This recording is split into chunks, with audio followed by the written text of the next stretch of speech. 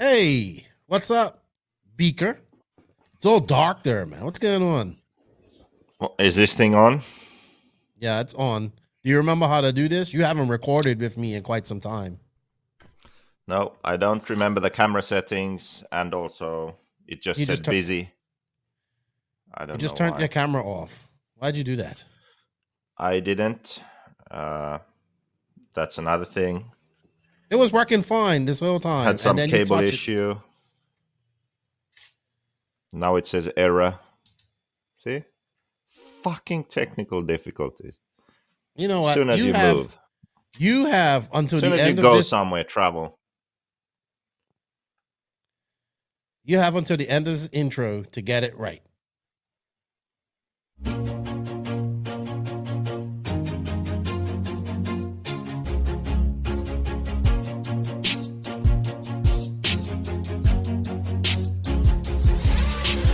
Nitro is the glory, but e-buggy pays the bills. Welcome to the No Name RC podcast. Get ready for some serious bench racing. But be warned, we speak our minds, express our thoughts, and sometimes things can get a little rowdy.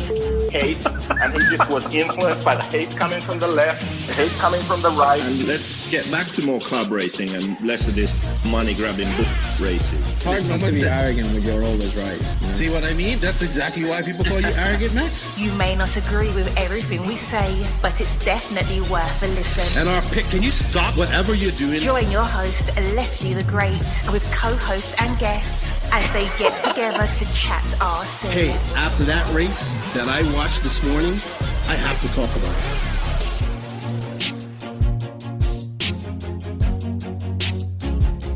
Here we go. $100 right here, $100 throw. Oh no! I like this.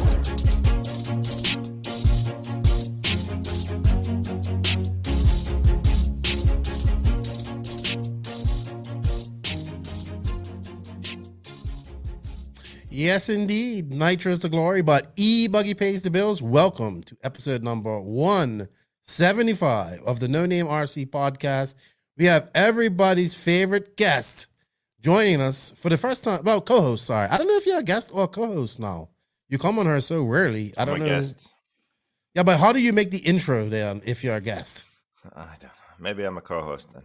Yeah, so this is the first time we've actually recorded in months. I would say since last year. Since I was there. No, we didn't. We did like a live. This? Yeah, like recording. Yeah.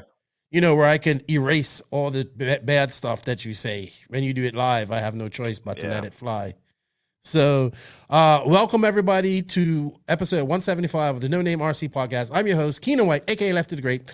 To my virtual left is, you know, the man with many nicknames who only wants one nickname, but that will never happen because he has many different personalities. We have JQ, aka Beaker, and soon, RCGP is coming up, and he's going to turn into the sheriff, and that's Rupert Pumpernickels. But welcome back to the show. Different type of sheriff, though. Yes, Not we're going to get into that. sheriff. We're going to get into that because, you know, there was a lot of Facebook ho-hum about you last week. We're going to talk about that. But welcome back, JQ. It's good to have you in studio. I know we was trying to do this live after DNC, but to be honest, there's two days that we had, like Monday and Tuesday. We were so tired. We had to do stuff. It just never happened. And then Wednesday, we kind of just got caught up being tourists and never got to record. And then you had to get home, you know, shovel snow and all that stuff. So finally, I think you're somewhat recovered. I've been recovered, and it's good. We're going to talk about DNC. We're going to talk about what happened after our last recording. It's a lot to talk about. So my recovery, I get home. First of all, I have to shovel all the snow you saw on Instagram, which took a while. Then my van is actually stuck. So when the weather is like it is here, it gets above zero. So snow starts melting, then it freezes. So then it turns to ice. And then that happens a few times. So there's like layers of ice, and then new snow falls onto that, right? So my car had sank into the ice. So all four tires were sort of like 5 centimeters deep in ice. So the tires would just spin. It wouldn't go anywhere. So tried everything for probably an hour and then had to call someone to come and pull me out. Pull you out. Well, we both had extreme weather because then I get home and then like it's like the flood all over again. I have not seen so much rain fall where it actually filled up my front yard. You know, you've been to my house. So that yard was full. I was able to drive my jet boat and like I was so worried. We had put all like the couches and everything up on like other couches, like on chairs. So everything was above. We fully thought that the water was going to come in the house. Luckily, it didn't. You have experience of that. But that was, yes. Okay, so that was not actually my fault or the fault of rain. That was old fittings on the bathroom that caused that biblical flood in the house when you was here. You know, I was super embarrassed about that. But that was out of my hands. But yeah, it's the sun's out. It just rained a little bit just now. But yeah, it's typical weather here in the DR. But that was a lot of rain. Before I go on any further, I'd like to say thank you and shout out to the NNRC Squad around the world. We can't do it without you guys. Thank you for all the love that you show us, sharing. I just noticed that we went over 2,000 subs on YouTube, finally. So like 2003, keep hitting that sub button. Yeah, and 400 on Discord. Yes, 400 on Discord. I haven't been active in the Discord lately. Kind of been, taking a little break. You know, DNC was like a lot of RC, dude. I enjoyed it, but just enjoying some time with the family here. That trip was so tiring. Actually, I know. We're going to talk about it. The whole DR followed immediately by DNC, and then the DNC trip. When I came home, I was so exhausted. I slept. So I arrived home, dig out my van. I went to bed at 8 p.m. I got up like sometime in the afternoon the next day. Really? I think around noon, actually. And then motocross MXGP was on at 1 p.m. So I started watching that. And then I slept through most of that. I slept like 3 hours then in the afternoon. Then I went to bed again and woke up the next morning. So I basically I was sleeping there for, I don't know how many hours that is. Oh, dude. Then Tired. Even one night after that, I slept 13 hours again. Yeah, I could see that. So, I went to sleep probably late as usual, like 11-ish. But I usually wake up 6:30, 6 o'clock, 6:30, 7 at my latest. Dude, I woke up 10 o'clock 3 days in a row. And then took naps throughout the I was tired. It wore me out. Well, we'll talk about that and a little bit more. And also, let me finish my thanks here. Thank you to the patrons of the podcast. We can't do it without you guys. If you wish to be a patron of the podcast, you get early release. You'll get early release of this podcast. Actually got 3 early releases this week. Thank you for all that support. The link for that is in the written description of this podcast. And yeah, we did do 3 podcasts this week. So we did a recap with Tony, Max, and myself of DNC. Then I did a recap of the Desert Classic, which was a big 10-scale race right after DNC that happened this past weekend with Riley Filbert, which was really good. I just dropped that the day that I'm recording this. Also, yesterday I recorded with my buddies Paco Tapate from Mexico, Sergio Suarez from Peru, and Andres Segrada from Costa Rica in the first ever No Name RC Podcast Espanol podcast. So we met with those guys. We introduced those guys, talked a little bit about their experience in RC and how it is in their areas. And then we did a little DNC talk in Spanish. So that's good. Something I've wanted to do for a while, break out to the Latin America, give them something to look forward to. Big market there, and we had a lot of fun in South America. We need to do that again one day as well. Take Invisible Speed and NNRC on the road again. Shout out to the awesome companies that support us. We can't do it without you guys. A big shout out to High Tech, Invisible Speed, and TZO Tires for helping me get to DNC. I greatly appreciate that. Check out Invisible Speed. Joseph, let us know what's going on with the online course of Invisible Speed. Actually, quite a lot now. So, why keep it secret? So, we are working on a Spanish language course with Robert Battier. So, he is going to translate the course into Spanish and film videos in Spanish, and then we edit edit them together from what we already have. So replace me with Robert, basically. Good. And we are hoping to actually announce that with the first opening video starting to sell the course next week. Okay. And there's going to be kind of an exciting contest there. So the idea is that throughout the spring and the summer, all those videos will get done in Spanish, but we'll also do a run through. So 4 weeks throughout this year, the first one being in April, there will be sort of intensive live videos in Spanish then for Spanish speakers. The idea is that there's 1 week each quarter that we do that. But the exciting contest will be that we are going to pick a winner from all the people who buy the Spanish course and also all people who buy the English online course. And that winner can join myself, Robert, and David Ronnefalk before the pre-Worlds in Spain. Huh? For testing at a track in Spain. Yeah. I believe 2 days testing, and then we go to the World's warm-up, and then we stay also 1 day after. So it's obviously, to benefit from this contest, you need to be actually going to the warm-up. Or maybe if you win, you choose to go to the warm-up. Maybe it's a Spanish person. Let's get that clear. You're not paying for them to come to this. That's so what I'm saying. Don't jump so to it. you have to get there, but what you get is our attention and support before, during, and after that event. So it's a unique opportunity for someone. And it's the way to win is actually that we pick the winners. And we pick the winners based on who they are, what their goals are, why they think they should get to win this contest, So they should write like an essay, I think.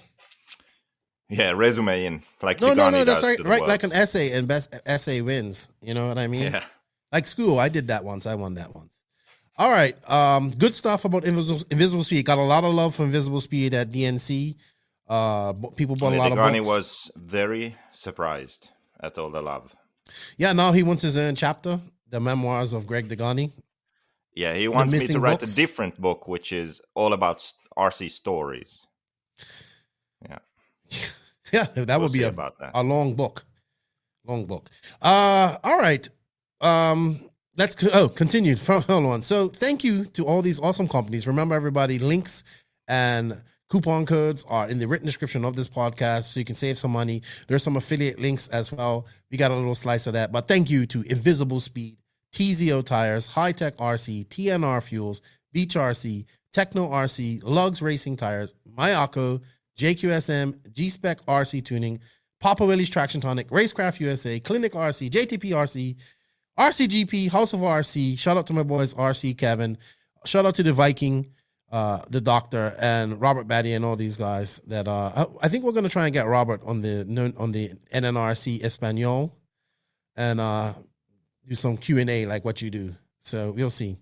All right, Joseph. So I know we're gonna talk about what happened, our trip and all that type of stuff, and what happened with us. But people got excited and saw that you was coming on the podcast. So you have some questions that you have to answer. So we're gonna go right into the Beach RC Bench Racing Q&A, and people just excited to see you. They read this actual segment is real popular with Max as well. So lots of people like to ask the questions, so they want to get bestowed with the Oracle's knowledge. BenchRacing.com, the racers' one-stop online hobby shop. Choose from all the popular brands and variety in stock with super fast shipping and great customer service. BenchRC.com still has the local hobby shop feel with all the benefits of the internet. BenchRC.com is the exclusive distributor for Ultimate Racing, JQ Racing, Pro Circuit Racing Tires, Nitro Lux Fuels, and Assault RC Performance products. So fill up your cart and check out at BenchRC.com today. Thank you to Beach RC and Lucas, Brent, and the boys for their support. It was great to see Brent at DNC. Congratulations to him and SWAX on their TQ and second place with Joe Bornhorst. I saw Lucas drop a video of them rebuilding the Beach RC track for the Palmetto Classic, which happens this weekend, I think. So good luck to everybody going there. Remember, everybody, we have an affiliate link for Beach RC. if you could go there, it helps us out, gives us a little slice, and we greatly appreciate it. All right, so we have a lot of questions, Joseph. Obviously, we have a lot of questions about Mayako and DNC. So I'm going to filter through some of these because we're going to answer this in our chat. But I guess we might as well open it right up, right off the bat. Benjamin James, is Ryan Mayfield the greatest 8-scale off-road racer of all time, or does he need to win the Worlds this year to cement that? Joseph? I think Ryan Mayfield is one of the greatest RC racers of all time, but he is not the greatest 1/8 scale specifically, I would say. Why do I say that? Because I think if he went to France right now, I don't think he would be as competitive as he is in America, because the racing is very, very different. And he doesn't really do those races. The last time he didn't do well. I'm talking about races in Europe, I think, on actual European style tracks. Yeah. The only time the Americans actually come to Europe is when the races are on American style tracks in Europe. Mm-hmm. And that's very different to going to a track where it's all about corner speed, car setup, and it's not about jumps, timing, hairpins. You know, right. It's so different. So I haven't really seen that from him. Like, even if we look at the Worlds, actually, yeah, you know, the Worlds in Italy would be the closest to that. But even that was such a ridiculous track. Like, it was so extreme. I mean, I wouldn't call that your typical European track. Got you. Like a concrete surface. Yeah. Yeah, it was concrete and just weird for everyone. So what I would really enjoy is to see that Americans come over to your Super Euro race in France or Spain or Italy or something like that. Me too. I'd like to see that. I would enjoy seeing that. But I do think that Ryan Mayfield is the best 8-scale driver at the moment. Well, no, I disagree. Because, like I said, like, if he came to Europe, then he is on Ongaros soil, you know? So yeah, but you then say, like, okay, so Ongaro has been winning everything, basically, for a few years in Europe, right? Mayfield has been winning everything in America. Then throw in the mix Ronnefalk, who has been really strong in America and Europe, and all the other Europeans. So what then? Like, he is winning a lot, yes, but he's winning the American races. Well, that's all he's been going to. That's all that's been happening. I know. So I think that it's easy to say that, but it's not easy if you think a bit further. Well, I get what you're saying. All the races and who can actually win at DNC, also win at Montpellier, also win Buggyland, like wherever they go. That's right. Really who. Well, we'll see that. You know? We'll see that soon, because hopefully he'll be at Redovon, and we don't know how that's going to be, but it's probably going to be Euro style track. It's going to be huge. And I think it's going to be all about corner speed and whatnot. So we got a chance to see. Spanish tracks these days, they have a lot of jumps, but I would still class them more as European tracks, like Radovan, yeah. I mean, it depends a bit on the layout that they do, but in the past, I would say definitely. Definitely it would be more Euro. Right now, I have to say, he's at the top actually. Like, if there's a number one driver, like the top 25 has him at number one, and I can't argue with that. You know, right now, and yeah, I mean, he has the American scene covered. Now, to say, will he be good on as the greatest 8-scale driver ever? That's hard to say, because there's lots of 8-scale drivers out there that have more accomplishments, and they don't have Worlds. You know what I mean? So, and then there's drivers out there with more accomplishments, and they have a Worlds. So, like, I think he's just at a period of time where we're seeing him run extremely good. You know, Ty Tessman had years like this. Cavallari had years like this. Thibaut has had years like this. So right now, did Cavallari have years like this in 8-scale? I would really say yes, definitely. Tessman had years like this. Right. But Tebow had years like this when Tebow was on Kyosho. Like 1 year he won every race pretty much. Cavalieri, not so much, but he has had some spurts. You know what I mean? Yeah. Cavalieri's won all the races, but I can't remember a time where it was he's run a string of races. Just dominating in 8 scale right now. But I think a lot of people also, I've watched, what I think the difference with Mayfield's program now is his ability to change his driving style within a race. And when he makes mistakes, he's able to accommodate for that and not go crazy. If you tell him to save fuel, he'll save fuel. I saw that at the Nationals. And I just think he's making better decisions than people. He gets out to that lead. He doesn't worry about qualifying too much. Maybe back in the day, he was worried about being TQ. Now I was like, I don't care as long as I'm in the vein and I'm not way in the back.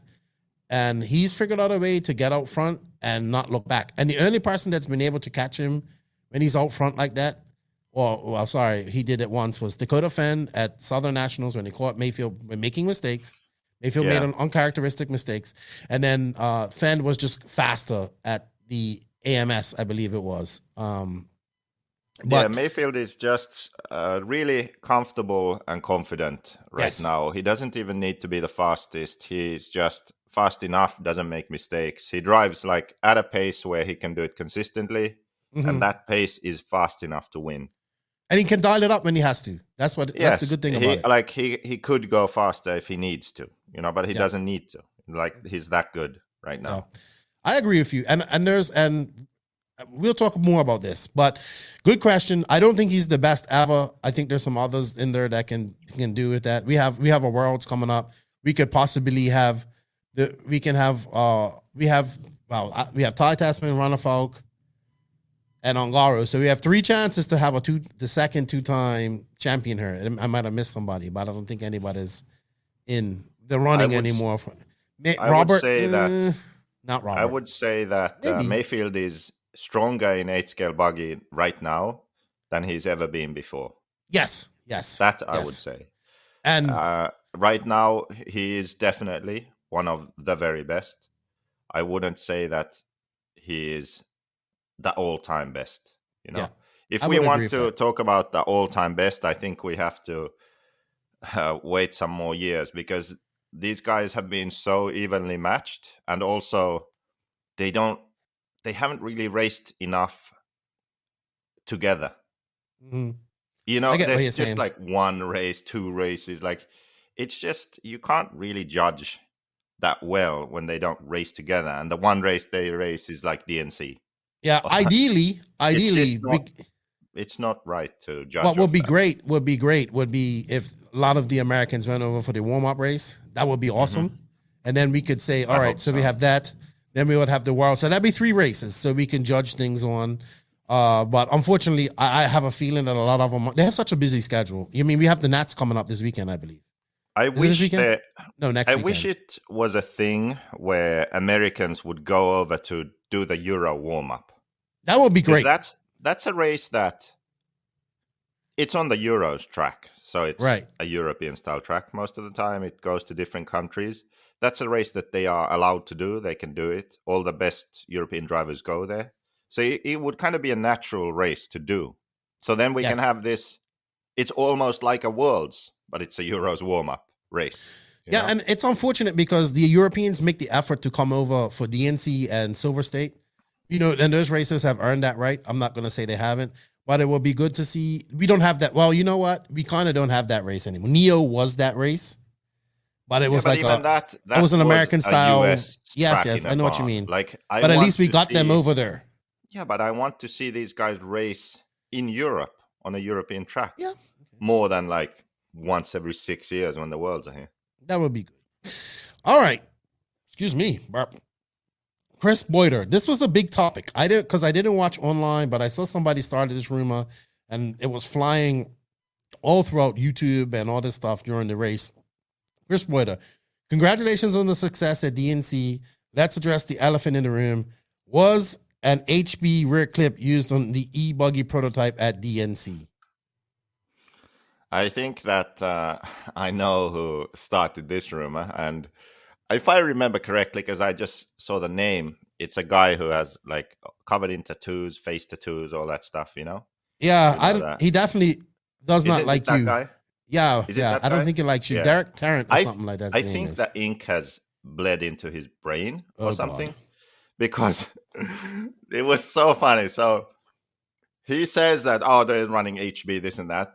Then someone posted a picture of the Mayako, and he posted a picture of the Mayako. Then people were like, "Okay, there are no HB parts on there." Like he was saying that the aluminum hubs were HB parts, and then oh my god! So, I think Chris, and then of course that led, and then Chris says that he thinks Cole said something in his race report, but I don't know if this is at us. Yeah, Cole said that like other brands are using. So apparently S-Works actually are using HB arms, but again, I didn't go to look, so I don't know. That's just what people were saying. But for Mayako, we used the HB battery holder, the plastic battery holder on the e-buggy. For the e-buggy, yeah. Right. And then the front long chassis brace, that orange brace, because the Mayako sample broke. So they manufactured it wrong, so it broke, like first time you ran the car, it basically broke. So we ordered a bunch of them. So we used the HB front brace and the HB battery holders. Okay, so there you go. Full HB car. That's what we used. And on the Nitro, David used HB springs, and which actually were harder to drive because the car was more sort of bouncy and aggressive, but faster if you could control it. So he ran them. I preferred the Mayako ones. So that's how HB our cars were, I guess. Yeah, he was adamant on this being a complete and I heard the same thing, that HB we were clip. basically running the HB rear end, but I don't know how that started because there were no HB parts on the rear end. No idea. So. I know how it started because it's the internet. All right. Kyle Neary, he asks, what does Ryan Mayfield know that we all don't know? There's one thing to be consistent, but consistently winning everything. He knows something that we do not. Deal with the devil. I don't know, man. We just talked about that. Joe Zaire, he has a good question for you. I think we should probably address this on when we talk about our truck. But he wants to know, did JQ expect such a quick success with the car? And if this success continues, is JQ ready to be a mainstream figure? I listened to Extra Lap the other day, and they were like pumped about the Mayako. Like they couldn't believe it. So do you want to address that in our conversation? I can answer it now. So okay. I think that everything went better than expected. So of course we had our issues, like the first day, everything was breaking and falling off and figuring stuff out. And then like 3 days later, the car was really good. And then there was a club race at the end of that week, and David lapped everyone in 15 minutes. Which was quite ridiculous. Also, during the practice, he was like so much faster than everyone who showed up. It was crazy. And then for DNC itself, it started off a bit shaky because the track was so different. But we made some setup changes, and then he was more comfortable. But like I could tell that it was nowhere near as good as it was for the practice track or that club race, just because the layout was so different. But then he pulled off the win in e-buggy, and Nitro, he had a really good pace after his disaster of beginning, those first 5 minutes. But he still sort of unlapped himself a bit and caught back up to the pack and was even in the battle for the podium, third place, ended up fifth. When I look at the race, I would still say it was better than expected. To win e-buggy and fifth in Nitro with a good pace is, I think, really good for him, having driven the car for the first time 1 month prior. And also before that, the last time he drove 8 scale was in October. Mm-hmm. The last time he raced was in October. So taking all of that into account, I think it was better than expected.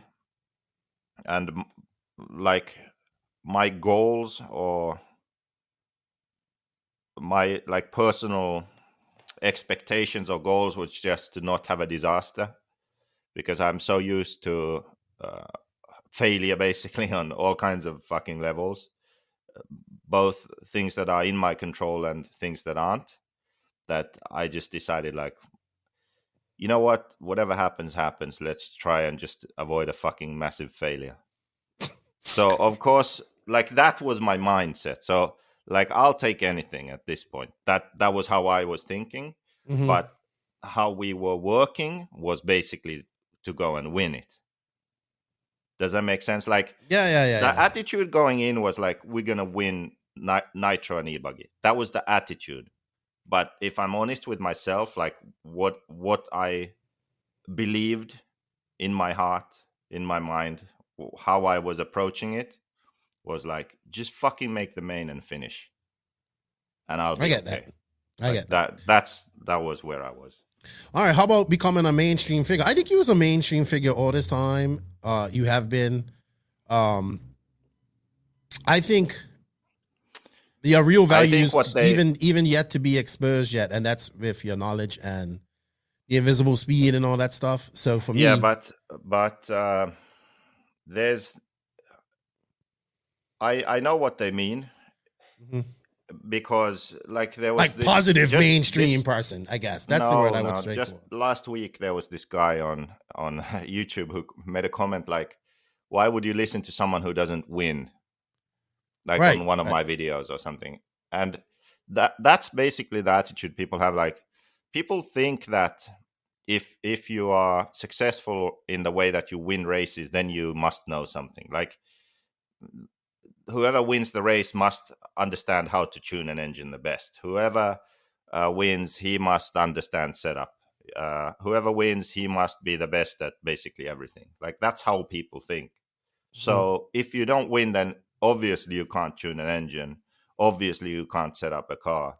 Obviously you don't know what's happening, right? That's how ignorance. People think. So that's ignorant. No, but that's how people think, and that's how people perceive things. So if I designed the exact same car and David wasn't driving it, and I was in the C main or B main in e-buggy, whatever, then people would have one view of the car, right? Yes. Now David wins e-buggy and he is very fast in nitro buggy, finishes 5th. He TQs around. Now it's like, oh my God, the Mayako is so amazing. You know, it's the same fucking car, right? People are not able to objectively look at something, absorb information, research, come up with an informed opinion, right? They take a sound bite of a result, and that's how they determine if something is good or not. It's not like that. Like, you can have something that's not really very good, but a driver has an amazing day, or in particular conditions, a bad car is good enough for a good driver to do well, right? You know, you could have that situation, or you could have a situation where a car is really good and a driver does really well, and you know, the sort of positive opinion of it is actually correct, you know. But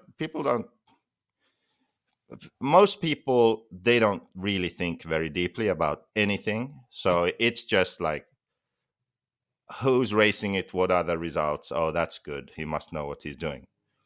When, to be honest, it doesn't work that way. Like, I think that David could have done really well 2 years ago with a black edition. You know, people's perception of that car would have been very different to now. I know that this car is better than the black edition, but I also know that David is good enough to where he could have driven that car really well at DNC, for example. So, yeah, I get that, and I'll be honest with you. Your car, like, I watched your mains, and I told you this afterwards, and I told you this privately. I said, dude, your car looked the best out there out of everybody's car. and I watched your car, and I watched where you drove it, and you drove around the bumps. Sometimes you went in the bumps, you know what I mean? But you was able to put your car wherever you wanted, and I thought your car looked the best out there. And yeah, you may not win, but let's not get look, as much as I tease you about not being a good driver, you're still a good driver. You're definitely the best one-armed beer drinking driver I've ever met. I don't think anybody can beat you in that. But your car looked good, and I just think your results are where they are. Your knowledge isn't based on winning. Your knowledge is based on what you've learned and applied and built your own car. And people just can't get over that. And people are going to say I'm swinging off your nuts, but I don't think there are any sort of engineers or coaches in sports who are as good as the people who they coach or can race or perform whatever they need to perform with what they have designed as well as someone else. Like, that doesn't exist. So like I replied to that guy on YouTube. So what you're saying is that no professional athlete can have a coach. Eli Tomac or Lewis Hamilton, they just do everything on their own. Like, no engineer can design anything for them because those engineers can't drive the cars or ride the bikes. So they don't know anything. So, it's just non-thinking way of existing. Well, but they gotta find a way to hate. So that's all it comes back down to. To the question, or I think it was a question or a comment, whatever. This is basically what they mean, like the mainstream thing. Mm-hmm. Like, these people will now have a different view or a opinion of what I'm doing because it's somehow like now it's credible. I get you. I get you see what I mean? Yeah. I get what you mean. Also, I think that what I noticed on this trip especially was that the YouTube videos have helped a lot because every single day I went to the track, at least one person walked up to me and thanked me for the videos or the book. Mostly the videos, though. Like, I watched I saw that videos, firsthand. the tuning video or this or that. And a couple even said, which was the coolest thing actually, was that I think 2 or 3 people said that my videos got them into Nitro. Good. Yeah. So that was the best. Yeah, good stuff. We got a lot. Actually, you did get a lot of love, and so did the podcast too. But definitely your videos have helped. We'll talk about that because it was a whole different vibe at this DNC. Real quick, couple more questions, then we'll move on because we've been on this a little bit too long. Jeff Werner, what's up, Coach? Happy belated birthday. Any updates you can give us on how the young lady that JQ Threads is sending to school? The girl in Nigeria, and also how is she doing with her dream of designing clothes? Well, she's done with this school now, so it was 2 years, and now basically she has to start hustling. So there's this website that she started her own page where she can start selling her creations. Africrea, it's called africrea.com. So Africa and create, I think. Okay. So yeah, so basically now she's doing. I saw you had some of that stuff on Instagram too. Yeah, I haven't really been very active with JQ Threads. You've been kind of busy. Really been any time, yeah. So, but that's where that project is. So, how about the kids in Mozambique? Yeah, that story was basically the roof of the school flew off in a storm, so we put the roof back on the school. Well, actually, one of the buildings, couldn't afford all 3, and then have just been sending, on average, I would say 10 kids to school. And the idea was that they make these wristbands that they sell to tourists. So instead of them having to walk around selling those, I just order like 100 each month, basically. So it's just $140 each month. Send it down there. It basically funds like 10 to 12 children's school, and there's money left over for the family too. So that was also a project that was supposed to be a bit more than just that, but at least it's that for now. So maybe later on can do some more things there. Awesome. All right, next question up is from. These are a lot of like questions about. I think we're gonna address a lot of this stuff, but I just want to ask them. Beaker, what did you learn from Steve Chamberlain? What did you learn from David about race setup and that you didn't already know or do before? Okay, give me one thing that you learned from Runabout that you never done before. That I've never done before? Yeah, that you learned from him. And that for setup, I don't think there was anything like that. But I think maybe the most interesting thing and teachable thing for people is that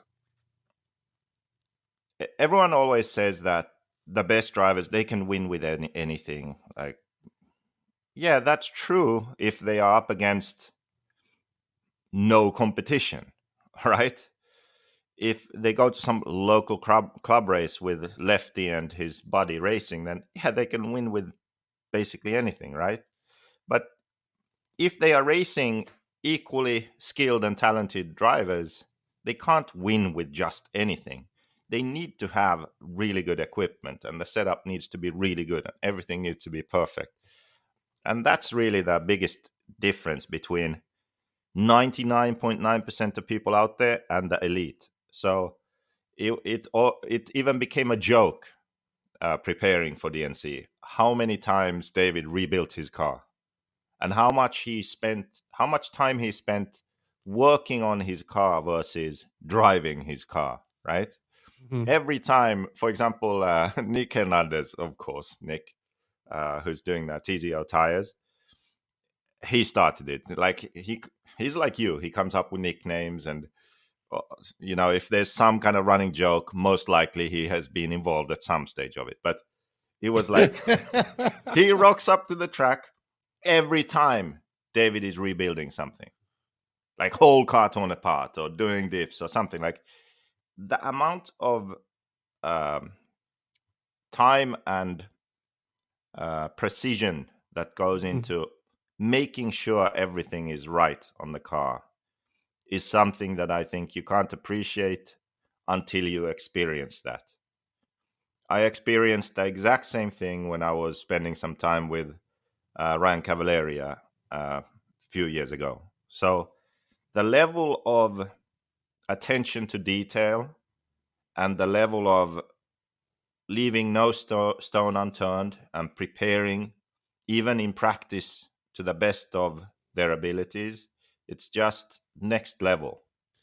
Right. Like if I think that I prepare a lot and I make everything good, I don't even do it to that level, I think I'll give an example.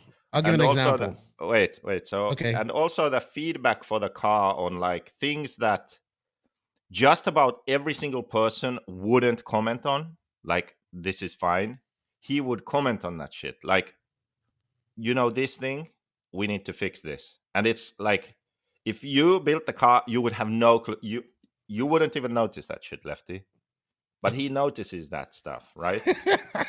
So attention to detail and willing to really perfect the car. That is something that stood out. Yeah, and wanting to win. I think they want to win. I think they want to win. Like if you talk to them, like fifth isn't good enough for him. He's like, no. He was really mad after the race. But this is something that's very misunderstood by most people. Yeah, I agree with that too. I misunderstood it at some point. I just wanted to give an example of, so Greg was telling me, I was like, so Greg, what do you think about, David Ronnefalk and all this type of stuff? And he said the same thing. He dots all his I's and crosses all his T's. And he said, I watched him sort titanium screws in the third seat of the van while we drove to Supercross or something like that, and just like he sorted all the screws into different sizes and all that type of stuff while you guys drove to Supercross. He goes, I wouldn't even do that while I was, at home doing nothing. So just little things like that. And and they just want to win at any chances. And I think that's something that you have to get used to as well. Like, you can win. Like, you know what I mean? All right. A couple more questions. Phil Fernandez, since the Mayako e-buggy won first place at DNC, does this mean the buggy is designed far better as an electric buggy than a nitro buggy? I mean, it's the same design, just different weight distribution. And he was fast in Nitro Buggy too. But Nitro Buggy is much harder to win because it's a long race. There's more things that can go wrong. It's different. Okay. Connie Swenson, any semi-secret stuff or prototypes you spotted at DNC? No, maybe only the S-Works. Maybe I should have gone to actually look at it and verify if they actually were running HB stuff on it. I mean, if it's true, I understand why, because they have the wide pivot and the shortish arm and the sort of Mugen style positive offset hub.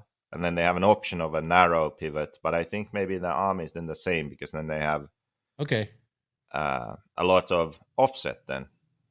Interesting. Negative offset. So maybe they wanted the option of a long arm and very neutral offset like a JQ or HB or Serpent. So maybe that is what they were running. So maybe something new from S-Works, in other words. Maybe something new. Mike Sorchi, JQ's reaction to Lutz putting it out front in e-buggy. Woo, your sphincter. My sphincter was pulsating. Yeah, Lutz was actually, I think, the fastest guy there after David when they were practicing. So I wasn't really surprised to see Lutz do well. But maybe in e-buggy to do that well, I was a bit surprised. Especially like late in the race. Like it was looking like he was going to win. Yeah. Then David made those mistakes like right in front of us, and I just felt my sphincter went like, oh shit. Like, you know what I mean? So I wasn't surprised to see him run up front, but in e-buggy I was a bit surprised to basically have it look like he was going to win the whole thing. And they gave us some good, exciting racing. They were very close to each other. Yeah. And they didn't touch. A great weekend for Lutz, in my opinion. He had a break. He broke something in Nitro Buggy, but I think a good weekend for him. What else do we have here? So we have a couple of questions. Donnie B, what will be the tire being run at RCGP? We're going to talk about RCGP here in a bit. Actually, when is this being released? Friday. I think they are releasing it this week. Okay. Yeah, we know what it is, but we have to kind of respect RCGP's release schedule. So they're releasing everything at a certain time. So that asked us not to go ahead I texted it. Maybe we can answer this question. Maybe we'll know by the end of this podcast. Mike Fuller, congratulations, Team Fuller. I said this on the last two podcasts. I think the time of the Iceman Mason Fuller is here. He has arrived. He's kicking down doors. He wants to know how many dollars in bets did you pay out, JQ, and how much did you bring in? I think you lost all your bets. Well, to be honest, I couldn't figure out what exactly our bets were anymore. And then with the Westergaard, we were sort of redoing a bet, but then we never actually did it. Oh, God. Like, we never shook hands and did the bet. Like, we were there like, well, how much should it be? Like, should we do it? And then it sort of, we never did it. Neither of us really committed to it, which was good because I broke in Nitro. Like, I had him covered, let's be honest. But who was that? The cable and Westergaard. Drake. Oh, Westergaard. So, well, with Drake, that would have been fun, actually, because I would have been right in there with Fi and Drake for the battle in Nitro. The cable that goes from the receiver to the battery, which was new for the race, broke somewhere inside. So, I mean, I'm at the point where I'm thinking, like, for big races, should you just plug the battery direct into the receiver? Just eliminate one other thing that could break. How often does that cable break? Come on. Ridiculous. I know. I didn't know what happened till you stopped and you was just like, I was like, yeah, what? that was really frustrating. That my car was good, driving was good. I thought it was fun. I would have liked. Your car looked really good. Your car looked really good, and we wanted to see the infamous. You and Drake had a good battle in e-buggy. Yeah, we got a good battle in e-buggy. Then I made right towards the end. I made one mistake. God damn it, and he got me. But Nitro would have been another story. So I was really annoyed at that. You and your bad battery. Not battery, it's the cable. Yeah, because you plugged it right into the receiver the next day and it worked. Jamie Docking, how many beers before Lefty kicks you JQ out of the studio? Well, JQ's not here live, so I can't kick him out. Last time he was here, though, he was on great form. Jay Zellner, what are the teams for RCGP? They'll release them slowly but shortly. We're going to talk about your dropping of RCGP or self-inflicted drop. So they released Mayako and Nemo Racing so far. Yes, which is good to see. Nemo Racing coming on. What I can say is that RCGP is actually full. Yeah, that's good. No more team spots available. Good. Sold out. And you have your self-inflicted drop, mission accomplished by Lefty. We'll talk about that later. We have a couple of questions in the question. We have 2 more questions, and that's it. But this question is actually kind of long. So this is a private question. I don't even know how to pronounce the guy's name. He says, JQ is always saying that he will train when he's going to race and be great again. How many hours a week, a month, year of training does he think RC racers, pros like him and other pros need to do to be the best? Are they training both in the gym or other things and driving? He also wants to know how happy he was over your e-buggy, over JQ, over the e-buggy win at DNC. Let's tackle those 2 questions, and he has 3 more, and we're going to answer these simple because we're going to get this done in an hour. Yeah, well, the e-buggy one first. So, yes, really happy, but nitro is more important. Okay. Let's be honest. Did David surprise JQ with something in the car setup to make the car fast? I think we kind of covered that. No, not really. But we also haven't really found his real sort of setup yet. So I know there's a lot more potential to come. And then we didn't answer his first question. He actually has 2 more questions. Yeah, but we didn't answer that training thing. So I don't think anyone does anything else. I think there's some more performance to be gained if that really top guys also practiced better, because the top guys are so good that, like I said, more of the time is spent on preparing and maximizing the performance of the equipment, and then they drive sort of a bit less.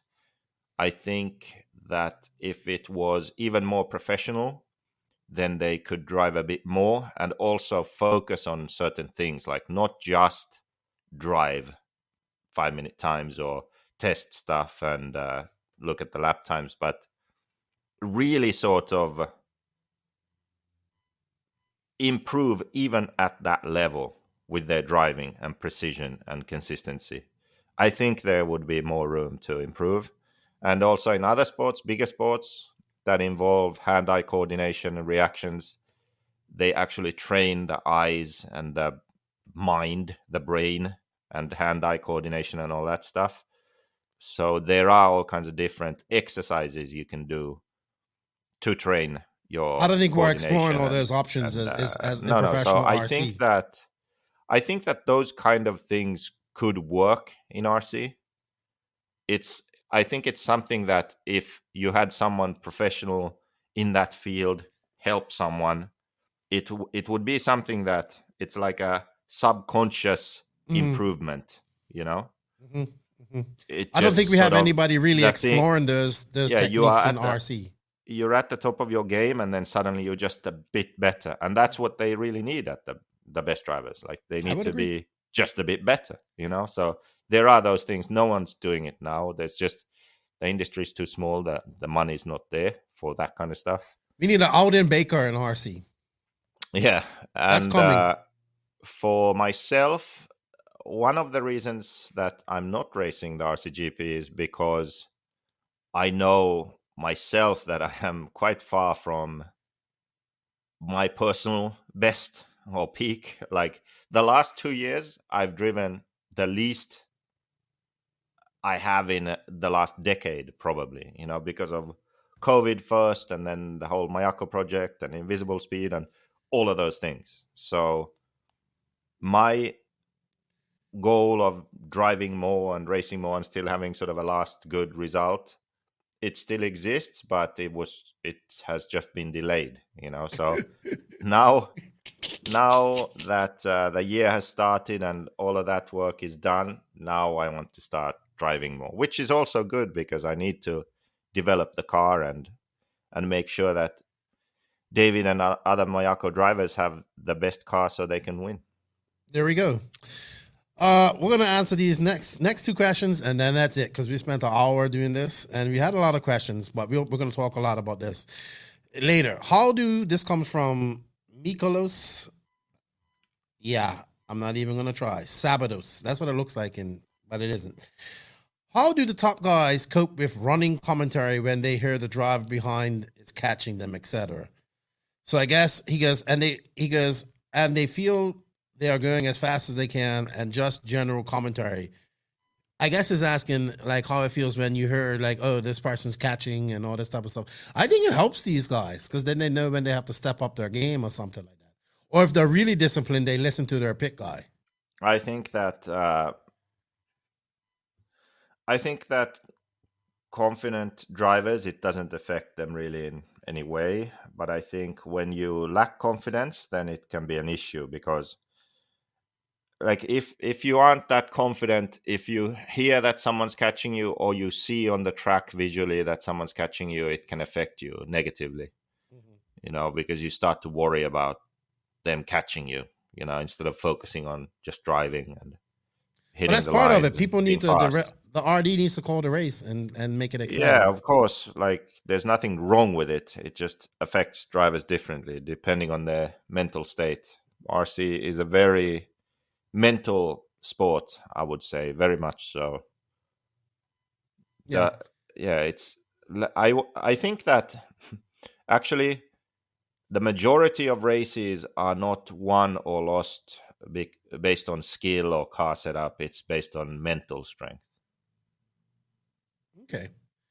I could deal with that. I get what you mean. All right. One more question. It is a mental thing. And I think the drivers that can some drivers may use it to help. Some drivers may not even phase them, and they listen to their pit man, which is the beauty of having a speaker system as well. All right, so we have one Discord question. Remember, guys, if you haven't joined our Discord, join the fastest growing RC Discord in RC. We have over 400 members, or have 400 members, and there's lots of discussion going on. So get in there and let's get to meet each other and get to know each other better. Question for Beakerson, another one of your nicknames.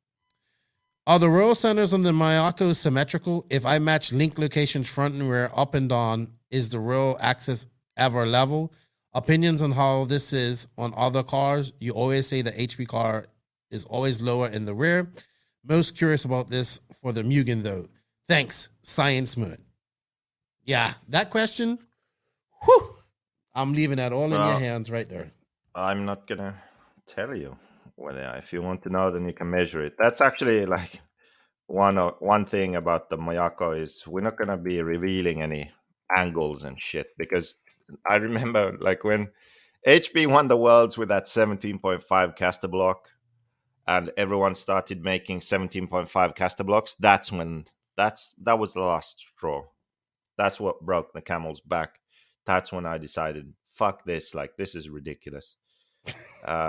It's like if enough time goes by and pillow balls are winning, oh, we have to make pillow balls. Then C-hubs start winning. Oh, we need to make C-hubs now. Oh, someone makes a wide pivot and wins a race. Oh, now we need wide pivot. Like 9 out of 10 brands, there's no actual thought or knowledge or philosophy that goes into designing a car. It's just like, hey, whatever's winning, these other guys have that, and our drivers want it. So we'll just do that, So, yep, no angles or information going to be posted or shared. That was a good try, though. That was a good try. If you want to know, then measure it. But he's more curious about the Mugen, though. Yeah, he wants to know about the Mugen. Check the Mugen. I'm not interested. Beaker isn't letting any of his speed secrets, his speed secrets out, people. Trust me, I've heard people ask him this angle, this, and is this that? It's like, I'm not telling you. I go to a certain level, but after that, you need to figure it out for yourself. All right. Well, that was a lot of questions. People were excited to have you back on, JQ. It's once in a blue moon that we get you on. Normally, our question segments go an hour anyway because Max goes into super science mode. thank you for your time. Thank you, everybody, for the questions. I know I missed some, but we also have to talk about what we've been up to. If you guys can, use the affiliate link at BenchRC. It greatly helps us. We got a little slice of that. Thank you to Brent, BenchRC, Lucas, and all those guys for their support. I'll see them here at RCGP here soon. And good luck to everybody at the Palmetto Classic and go into the Nationals here in a week's time. So, let's get on to Joseph and I chatting a little bit about what happened after our last recording, our travels to California, which was fun. I had a blast. And thank you. Yeah, check out BenchRC. Thank you to Invisible Speed, TZO Tires, and Lugs Tires for bringing you this next segment, which is just JQ and I having a chit-chat about the last month and a half, 2 months. Yeah, I think it's almost been a month and a half, 2 months since she was on this podcast last, JQ. Check out Invisible Speed. The online course is available, as well as the book. Check out TZO Tires. They haven't got their website up. I need to get, if you want to know more about their tires, I have to put the audio up from episode number 172, where we had Nick Hernandez on there as a good friend of Joseph and I, and we're happy to see what they're doing. And of course, Lugs Racing Tires. They're also a big sponsor of this podcast. All right, JQ. So, where do we start? I think we kind of have to start where we kind of left off. I mean, we did do a podcast at DNC, but that really was just a quick one. And it was fun. Actually, it was a lot of fun. But, the last time we was together and we recorded, we had a good show. You was on form. We came up with this, but you won't let me forget. And now people, you got people starting to do that to me. So thanks a lot. You're welcome. You was here in the DR with me. Yeah. So let's start there. We have a great recording session. Little did I know that JQ was silently trying to kill me in this recording session, because we figured out he was. Either. Yeah, we figured out this was at that time when we was recording that episode, he was at the peak time to be contagious for COVID. So yeah, JQ comes on vacation, everybody, and gets COVID-19. So he gets to stay in the DR longer, and I don't see him for like 10 days. He's holed up in some hotel room with his girlfriend who didn't catch it either. I didn't get it. She didn't get it, but he got full-blown COVID. It must be fake. No, real. But you was definitely sick. Like, I was expecting the phone call like, hey, we got to take JQ to the hospital. And I was going to be like, well, you better catch a taxi because I'm not coming to pick you up. But, yeah, JQ, we saw you. You disappeared after that, I think. We did that great show and we had all these plans and you built 4 shocks and moved my desk and sorted my lights. And that's all you managed to accomplish on your trip down there. Great. We're going to come down and we're going to redo the studio and I'm going to build you a car and then we're going to do all the rebranding and blah, blah, blah. No. COVID was tough. 4 shocks, moved my desk, messed up my fucking office, made it a mess. Cables everywhere now because of you. Mind you, it does look better. That's all you accomplished in 2.5 weeks, sir. Then you got sick. Like, I was really worried about you. So anyway, fast forward a little bit. I'm taking his laundry to him and all that type of stuff and taking him food because, they don't want to go leave their rooms and all this type of stuff. His girlfriend said it correctly. You have good friends, but you are an asshole. So she's so right. She's so right. She's so right. She's so right. She didn't say that. What an asshole. But amazing how we were so close contact and she was in close contact and neither of us got it. And then I had to take you home. So that was a big thing. A trip that should have took us 6 hours and 7 hours at the most ended up taking us 12, 13 hours to do. So let's get this straight. JQ goes, all right, I'm going to, first of all, if JQ flies in to Punta Cana, which is 6 hours away from where I live, by the way, I wouldn't add that, people.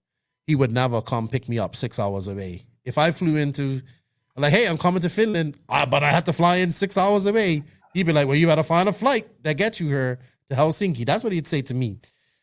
But anyway, this day that we decide to go on to Punta Cana happens to be the first day of a 4-day holiday here in Dominican Republic. And the roads are freaking crazy. Remember, we waited like an hour and a half to get through the last toll station of the highway that we went on. Traffic was like, it was crazy, man. That was the crazy trip, Don. What were your highlights? Oh, I know what you're going to talk about. Go ahead. You have the microphone now. This is how cheap Lefty is. Okay? Oh, I'm cheap. Yeah, you are. We'll talk about cheap here's in a like, minute.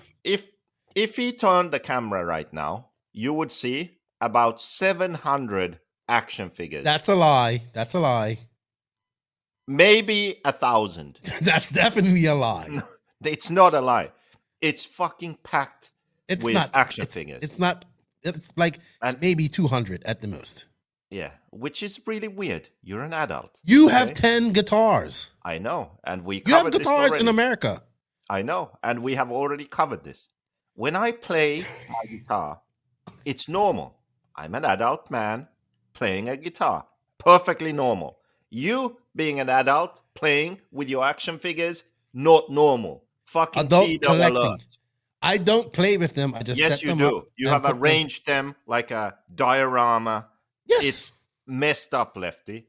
like And you to and have your that many- bloody guitars. So anyway, my point is you spend all that money and effort on your action figures, and you have basically 4 blown out tires on your car. So we stop at No, you say gas your station. car sounds weird. Your car sounds weird. Your car kind of sounds weird. Like there's something going on. Also, apparently, What do I say? This is how I solved that problem. I just turned up the volume on the radio. Yeah, that's what you did. You turned the volume up on the radio. And then I guess my girlfriend was sitting on that corner where it was the worst. So she could feel something was wrong. I didn't feel anything. So we stop. And then when we go back to the car from the gas station, so she checks like under the car. And she sees like, I checked. Your left, yeah, she told you to look. Your left rear tire was basically on the, like worn through on the, like the belt thing, you know? It was a little bit of the belt change. Really, a bit. Yeah. Like it was the worst tire. Okay, so we figured out why that was. So happening. So that was the noise. Okay, so you couldn't just turn the radio up anymore. So now, what would a normal person do? A normal person would maybe stop at a tire shop and get new tires. Like we need to switch these out. Well, you already had 4 different tires on your car, right? Yeah, why not? I guess that's normal over there. So what do? You stop on the side of the road at a shack with a bunch of old tires. It looks like it's a dump, but actually it's not just a dump of tires. There's a shack in the middle of it, and out pops the one-armed fucking Lefty. No, he had both arms. He had just missing a hand. Well, he could use both arms, but his left arm was missing a fucking hand. So Lefty's best friend. Lefty has a hand, he can't really use it. This guy, full operational arm, no hand. You complemented each other perfectly. So this is the guy now. So he starts digging through the pile of old tires to find an old tire replacement for Lefty. That's not quite as old and fucked up as the tire on his car currently. And yeah, so this operation took it took a 2 long hours, time. Maybe they were trying to let's get this straight. Yeah. So I stopped. Right? I mean, what do you expect? He was a one-armed man in a shack. What the fuck did you expect, dude? Come on. Listen, okay, so in my experience, which I have much of it, I was like, all right, I'm going to put this old tire, I'm going to get an old tire for $20, put it on the car so I can take you to where you have to go and I could get back home, right? I know I need 4 new tires on my car. I know that. I need to do the adult thing and buy 4 new tires. Maybe 2 and 2. Maybe I'll do 2 and 2. Should I get this pointless G.I. Joe, or should I put new tires on my minivan, potentially saving my family's life? I will get this. You make it sound so bad. Yeah, you make and by the way, I have not bought any action figures in many months. By the way, really. But anyway, really. Unlike you, who is going crazy for guitars. Instead of action figures, you probably bought some kind of Star Wars. What's that Falcon thing? Millennium Falcon. That's your new thing, right? Well, that's it's got an action figure technically. That's goals, but I'm not going there. So action figures is on the back burner. What fall onto RC? How about tires next? Okay. So no, let's Life talk about goals. Get 4 new tires. That's on your not. car. We haven't finished the tire story. So anyway, he picks out a tire which he thinks is great, and I noticed that this guy is a bike mechanic. I'm like, why does this bike mechanic guy have all these tires around her? So anyway, he's like, look, they're trying to take the tire off with bike tools. I'm like, this isn't gonna work. They're bouncing on the tire. They're trying to break the seal. I'm like, look, take it down the road and just put the new tire. Put the new to me tire to the actual tire shop where we could have gone.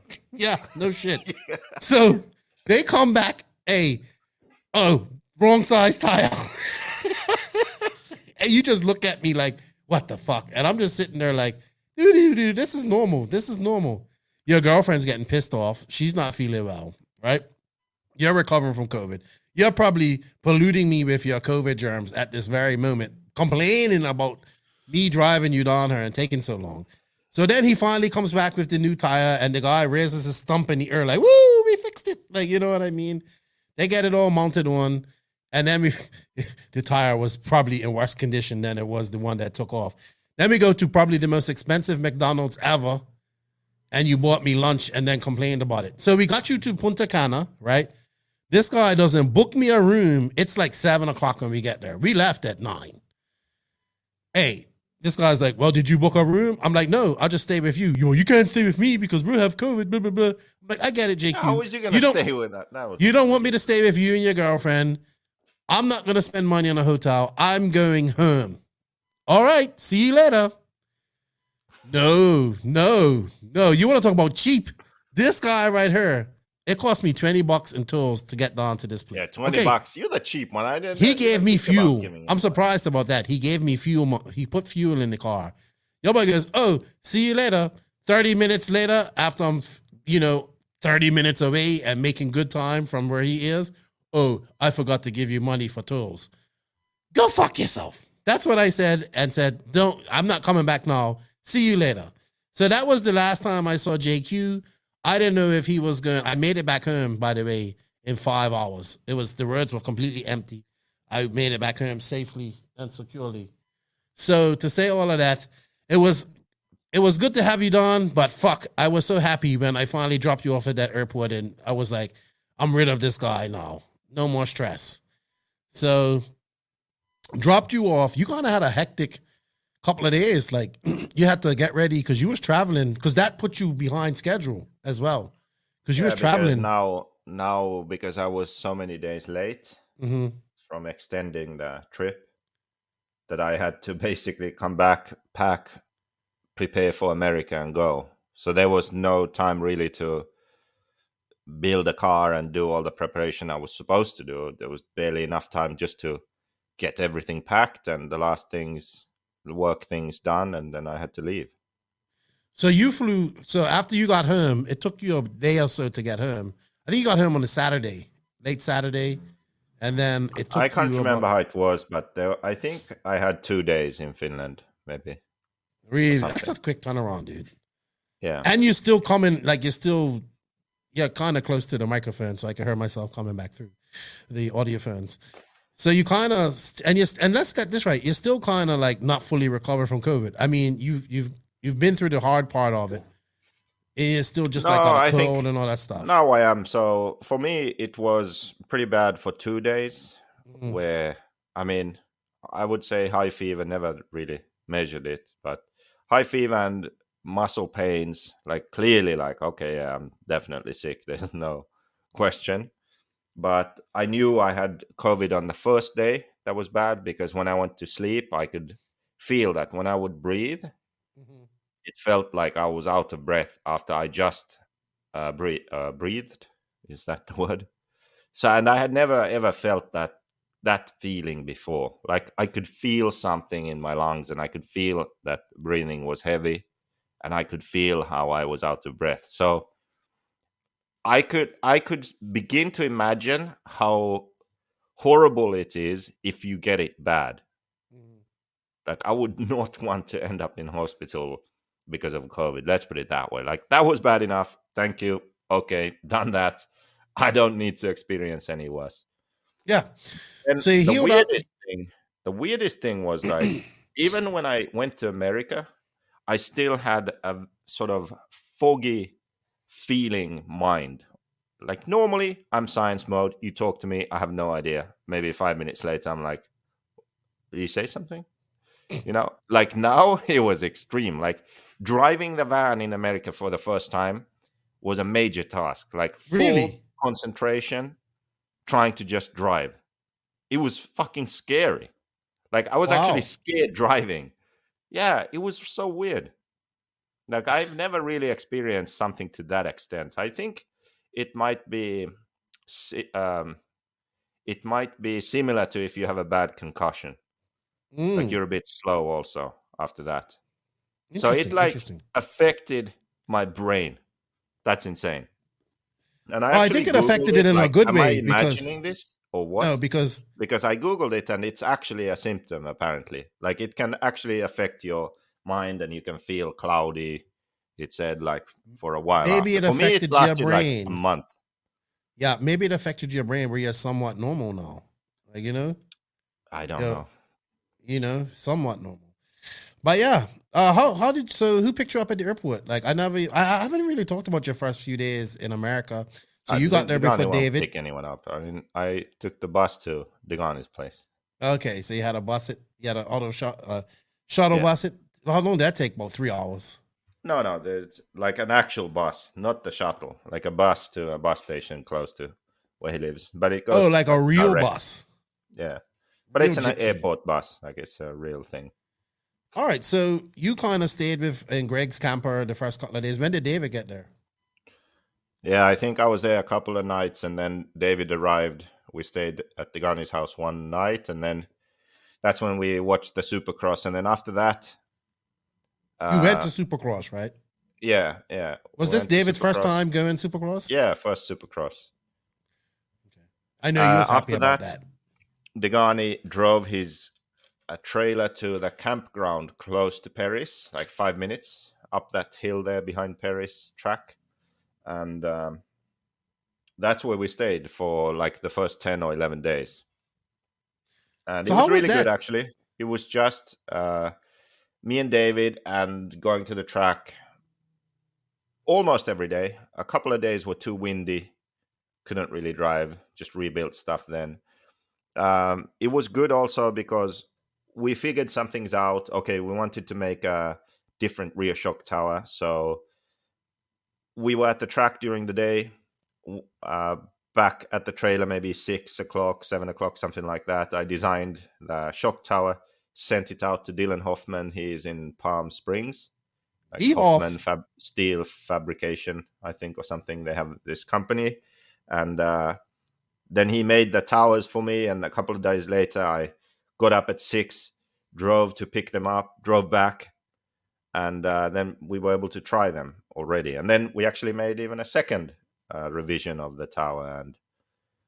And he made them too. So we were able to really quickly develop the car right there, which was nice. So yeah. Also, you've stayed with David before, so this isn't your first time living with him per se. You guys shared a place in Spain. How was it like entering this as working partners? This is the first time you guys kind of got together to work together, to test together. Was there a learning curve for you guys, or obviously there still is. But well, what did I would you say figure out with him? I'm from Finland and he's from Sweden, so culturally very similar, very much the same, very honest, very direct. There's no like games, no playing games or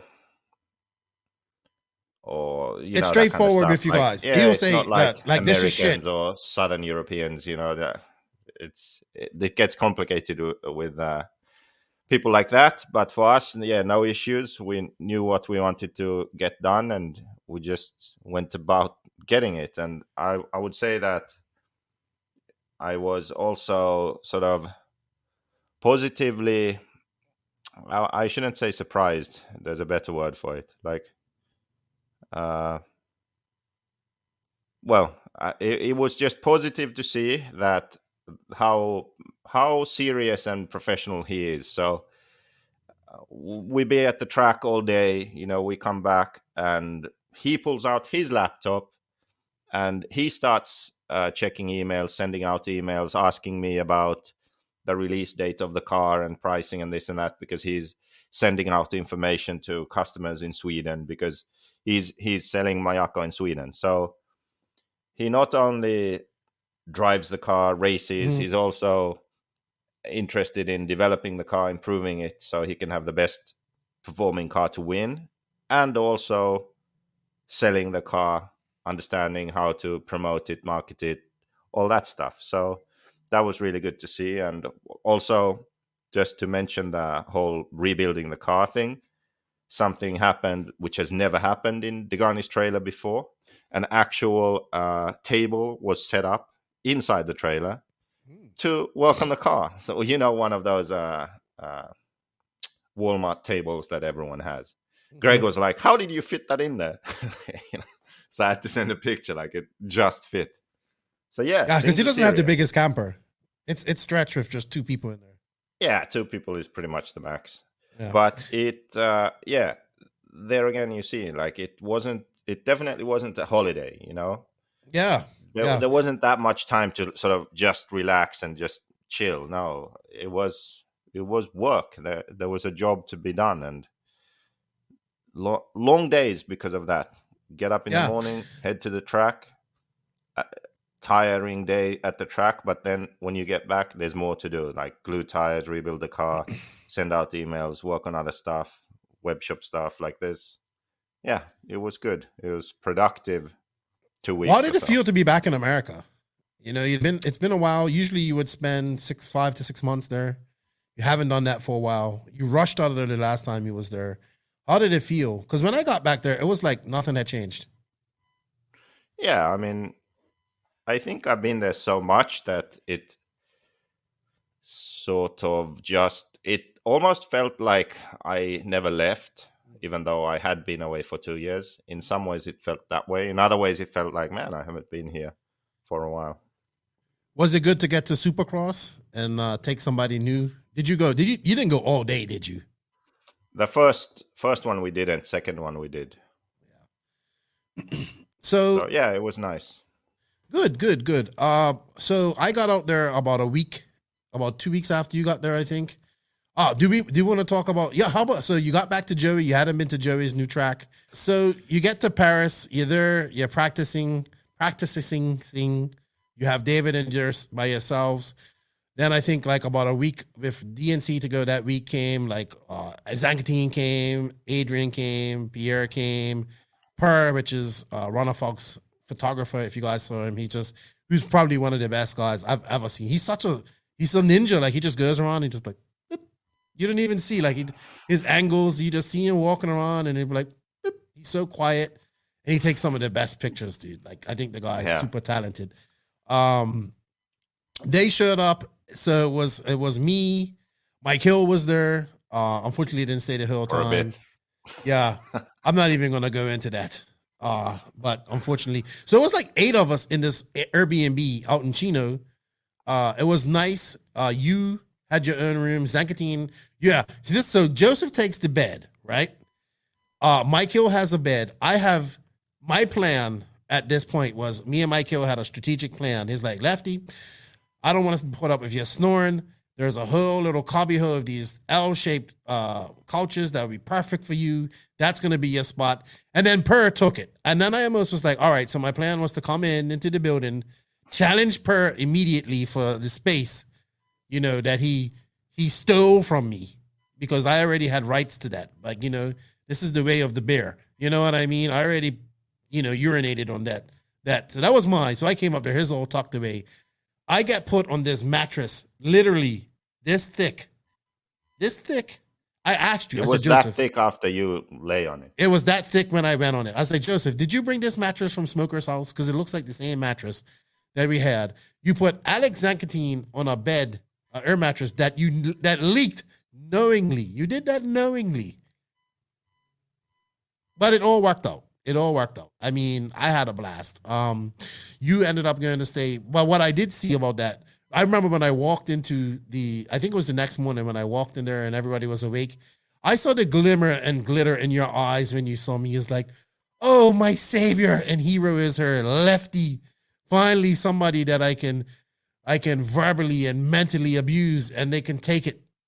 He's here. Now I can release all my frustrations and all my insecurities. My savior, Lefty, is here. I saw it in your eyes when I came down the steps that morning. Okay, if you think so. Yeah, but what I did see was just like RC everywhere. I said, dude, we came into this house. There were boxes of tires. There were boxes of clothes. There were 20,000 chassis laying over here. There was parts of cars there. It was like someone took a RC bomb and just blew it off in this house. Everywhere you look, there was something RC. It was nuts. It's crazy. I did enjoy it though. I did enjoy the Airbnb experience. When you moved to, when you finally moved to the trailer, to the camper with Gandhi for the race, and then I went out and got Alex a proper air mattress so I can then take the bed, and Michael took your bed. That's when it became easy. It was great. It was great to get out of a bed. But, you know, I didn't mind sleeping on the filmy little small mattress full of wet. I think my snoring kept people up. I was very worried that's about why that. you couldn't move into my room when I left. I was very you would conscious have been about too that. Central in the house. Yeah, my snoring's pretty bad. So yeah, I mean, when you were sleeping upstairs, if you went in the garage, you could hear you. I know. I was so upset about that. I was so upset about that. It's nothing I can do about it, though. I tried my best. I wedged myself. I tried to sleep like this. I tried different positions. It just didn't work. For me, I've noticed that like having to deal with people stresses me out. Like me having to deal with myself is like enough. So then one other person is still okay.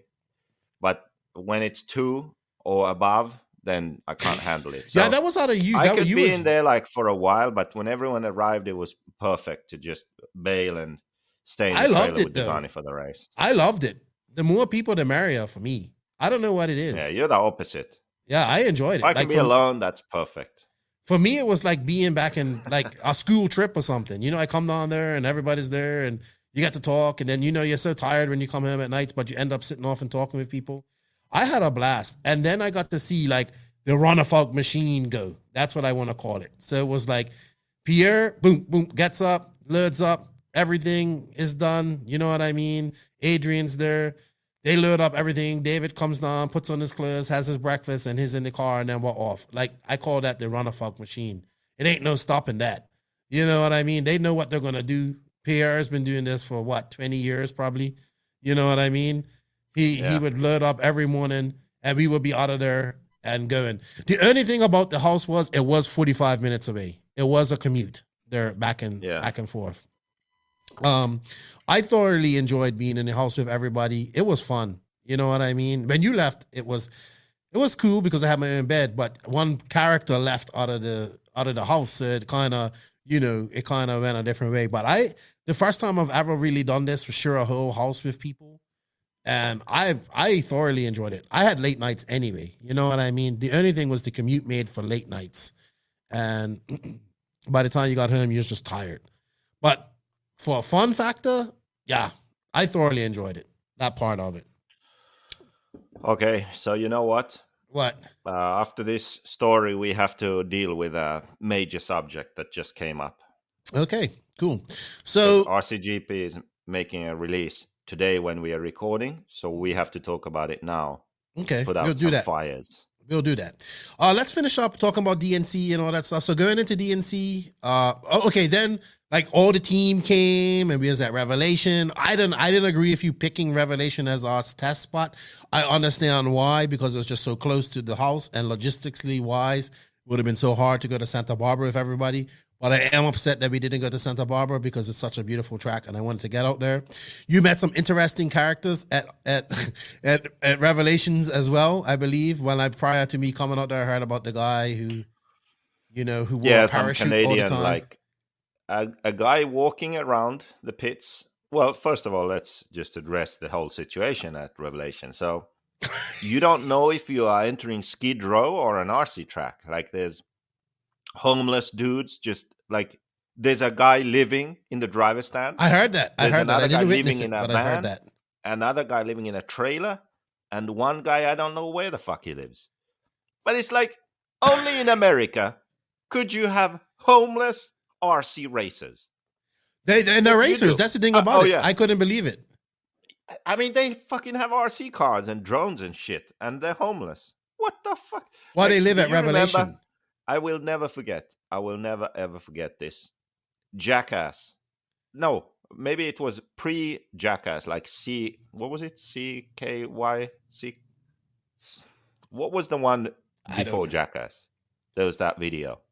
No idea. I can't remember. Anyway, in that video, they're somewhere on the street. They're doing some stunt. I think actually they had an RC car with a dead skunk on it or something, driving it around. Like roadkill on an RC car. Some fucking homeless dude rocks up. I kid you not. He's like, I used to be professionally with those. He used to be like a pro RC driver, he says. It was so funny. That's like, yeah, the future for professional RC racers. But hey, on the street. Revelation is packed daily. Yeah, people it is packed, but it's also a strange vibe with the sort of Skid Row there. But anyway, what were you saying? We had a point to this?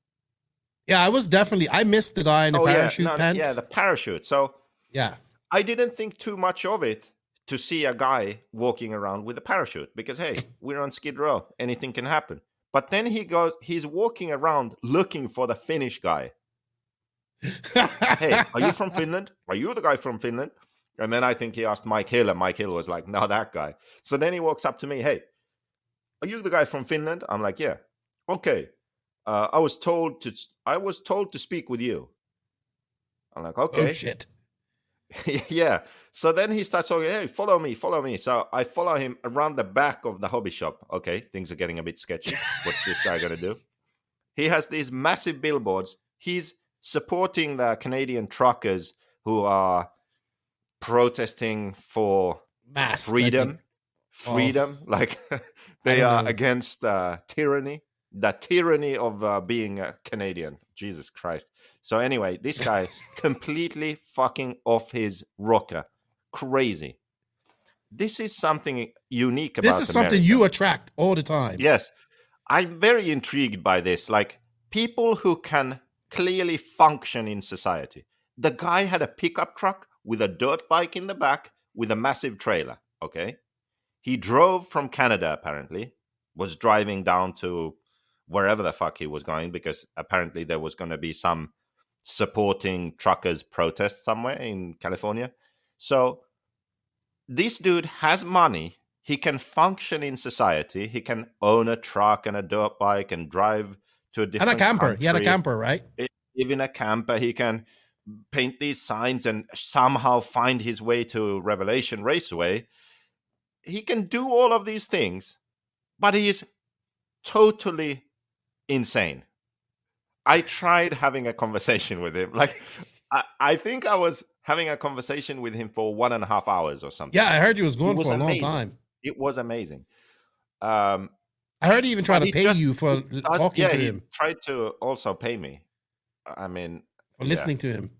So you can't follow. Like at the moment you think that you have actually like cottoned onto the conversation and we are actually now having a legit conversation, he jumps to something completely different about some Canadian who lost his arm to cancer and did a marathon or something. Like, what the fuck are you talking about? We were just talking about the oil field somewhere, and then we were talking about some foreign policy thing, and now this Canadian who lost his arm to cancer, and then your brother who's a lawyer. Like, how does all of this fit together? Like, it was amazing. Absolutely it took up 1.5 hours of your time, so you must have been stimulating conversation. Yeah, but why do I only meet these extreme people in America? I mean, I don't know, dude. You attract weirdos. This guy was from Canada, but I met him in America. Like, all the weirdos just go to What America. was he doing at Revelation? Was he into RC? I don't understand. Yeah, he had an RC car, so he found Revelation. Dude, I will say this. Like, I think, like, homeless weirdos, they have some kind of app they go on. Like, what's the RC track to be if you're homeless and weird? Oh, Revelation. Yeah, let's go. Well, dude, I went in his hobby shop. He's jam-packed with stuff, and he said his business has never been better. And yeah, shit. COVID. Yeah, COVID money. But I wanted to reiterate something. I was actually writing a blog about this, about the ambience and the feeling going into DNC. When I was sitting at Revelation, you can feel it. Like you can feel the excitement. You can feel the excitement. It's not every day that Revelation has David Ronnefalk, Zankatine, Adrian Bertine. Oh yeah, we had a race there too. I forgot about that. Yeah, it's not every day. And then everybody was talking about the big race and they can't wait for this. And the excitement was in the air for DNC. The tension was in the air. You could cut it with a knife, like especially the first day. Like the anticipation for this race was super high. I have a whole blog that I didn't finish. I probably need to finish it one day because I was writing about this and I just couldn't get it all done before it needed to be done. But for me, that's what I'm sitting off in Revelation, and that's the feeling I'm getting. Like people are here to test. Then you would see like Barufalo was her, and this person was her, and this person was her. Like we was all playing tag with each other. So we did 2 days at Revelation, and then I think Sunday we kind of just chilled. No, we went to Thunder Alley Sunday. So we went to Thunder Alley Sunday. Ooh, beautiful track. Loved it up there. And then Monday was kind of a chill out day and getting ready for setup day. Tuesday, I think Ronnefalk and those guys went out and broke in their truggies that they just finished building. They had the TLR trucks. Ronnefalk's dad built it. And then they put the final touch. Food poisoning. Yeah, that's what it was. You apparently got food poisoning for 6 hours. I didn't apparently get. I got food poisoning. Yeah, so you sat in your truck for 3 hours. I was out. That day I was out. Yeah, you was out. But you did come around later on. So DNC starts. We set up everything Tuesday. You can feel the vibe. We knew it was going to rain on the Wednesday. The rain, there was a miserable Wednesday, dude. It was cold, but it was fun. It was exciting to be there. I'm glad we got the rain and all that shit over and done with the first day. You know what I mean? The first day, it's the one day that we could have got away with it. Okay, it was bad for not people not having practice, but I think it was, we was at DNC, everybody was happy, it seemed like, and then it was just on. So when did it what about you? How did your DNC go for you? You didn't get much practice. You got to your qualifying. It was just definitely a different, for me, myself. Sorry, go ahead. Yeah, it's so typical. The weather was so awesome leading up to the race, and then a few days before and the first day was just rainy and cold and shitty. It's just typical. But for me, what I was going to say, you asked how my DNC was. Like, personally, DNC is not a race I'll ever do well at because it's so difficult. You don't get a lot of track time. Each time you hit the track, it's completely different. There's no warm-up. Like, you put your car down, cross the loop. The next time you cross the loop, you're on the clock. It's fucking impossible. Like, for me, Yeah, well, it should, not just for you, but for many pro top drivers. People, like, there's a lot of good drivers down in, like, BEC mains, probably even D mains, Yeah. Like, it's a really difficult race. Like, the truly talented drivers shine at a race like this because they can adapt so quick. Like, if I want to do relatively well at some race, it has to be a race where there are practice rounds, track is consistent. Each time I learn the track, improve my driving, improve my setup. Like, it's a iteration kind of step by step improving, Well, also DNC is like throwing darts blind at a moving target. Like, that's what it feels like. Well, no idea what's going to happen this time. And you just go. I wanted to talk about it a little bit. It was different going in this year for me. I said this on previous podcasts. I kind of was not, obviously I'm still affiliated with Mayako and these guys, and JQSM, but not officially affiliated. So I was kind of observing. I said it like this. I had all the benefits of a team manager, but not the responsibilities of it, which was great. I really enjoyed that. I got to observe a lot. We had our little tiff when you've got to have your own space. You've got to have your own space. Get my own space. Oh, we're going to put Smoker on there and put this person on there. I'm like, Joseph, I need to have my own space. We got that cleared up. I kind of won half that battle. I had Baby J, Chris Morale, and Dylan and all them guys all weekend. We had a blast. But I think going into this race, it was different because, the previous 2 races, you was probably the best driver going in. We kind of didn't expect much from you, but going into this race with David Ronnefalk and Zankatine, who I think you did better than him, actually. So going into this race, who I must admit, the Machete is fucking incredibly fast. Like, don't let his results at DNC dictate the amount of pace that Zankatine actually has. Il Machete, Alex Zankatine, he's work in progress, okay? We saw a glimmer of his potential at Revelation. Arguably, he would have won that race. David had a clutch issue, non-Mayako part. He was running a plastic HP shoe. Slight issue there. So he had that clutch issue in the race. Mm-hmm. I think Alex would have won. He was the fastest, but Alex being Alex, he fucking blew something off the car. Actually missed the start, came back, blew something else off the car. So, yeah, there was that. And I think for DNC, that issue, like the issue I can see with Alex is that he's really good as a driver. But in the pits, making decisions what to change on the car, that's where we need to work a bit. Okay? So I know there's a lot more potential than this. I shouldn't beat him. That is unacceptable. I think I beat him in e-buggy, fair and square, and in Nitro, I was ahead of him when I broke. So that is not acceptable, but no stress, no pressure. I know how good he is. And I know that we can get those performances out of him. We just need to work on a few key areas with him. Let's put it that way. And that was the whole idea. That was the whole deal with signing him. This is not an overnight success story. Mm-hmm. This is a year-long process of massaging and maneuvering and molding him into the racer that he can be. Yes, exactly. Just kind of like I am molding you into being the Alden Baker of RC, or something similar in that sense. I'm the puppet master, really and truly. Okay, you actually control the strings. So. You just don't know it. I'm actually controlling you like a puppet. So qualifying was up and down. You know what I mean? So we go into qualifying her. Obviously, Ronnefalk, I think TQs are on in each one of his qualifying.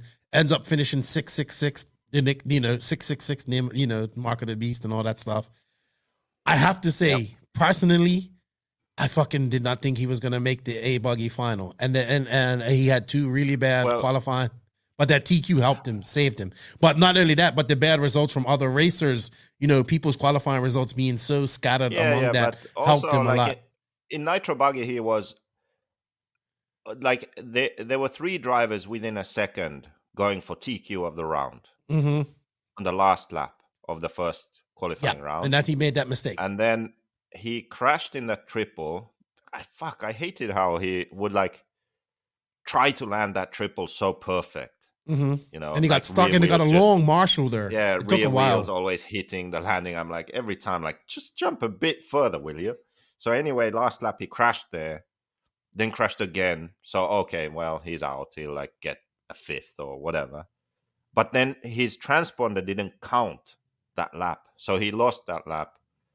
Eventually, they actually gave him a lap. Then they sort of calculated off video how much he lost. And he got some kind of lap given to him. Mm-hmm.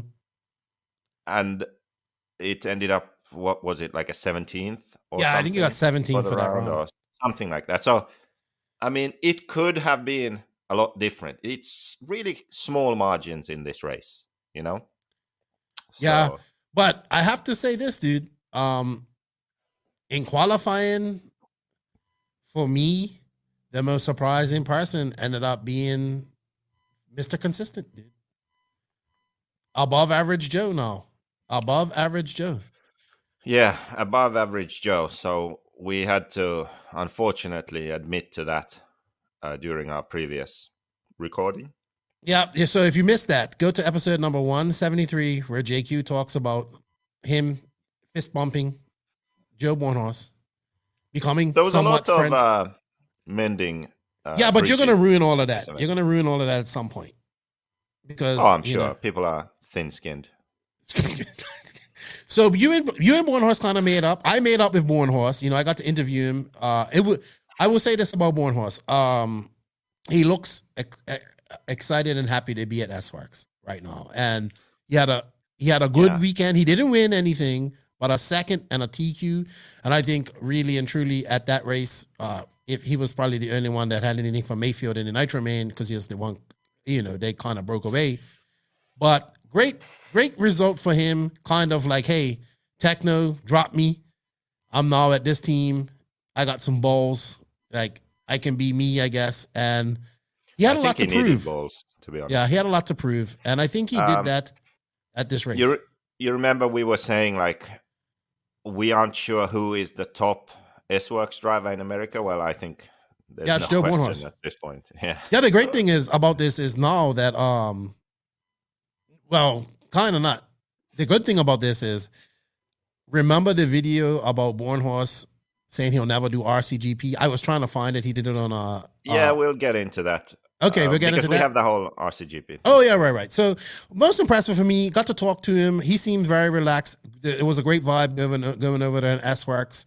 Tebow was second. Tebow was looking really strong in Nitro Buggy at one point. Like, I was expecting him to really kind of be more in the hunt in the final.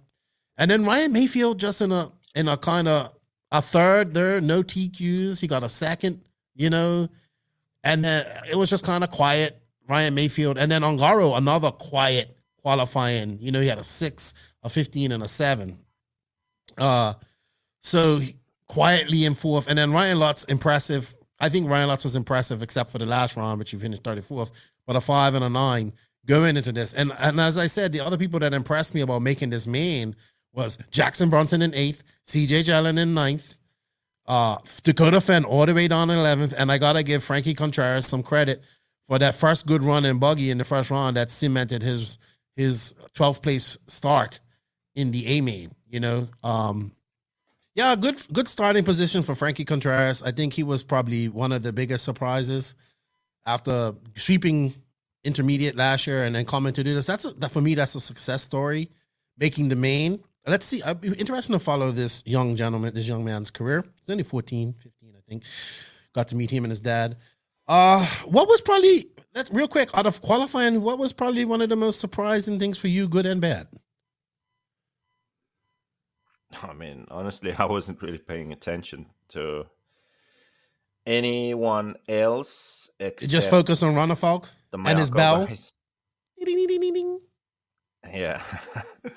So, yeah, probably Frankie and his runs, or that, especially that one run. That was was really you good. surprised to Otherwise, see? I wasn't. I mean, I was kind of surprised of some drivers doing so badly, like the Europeans.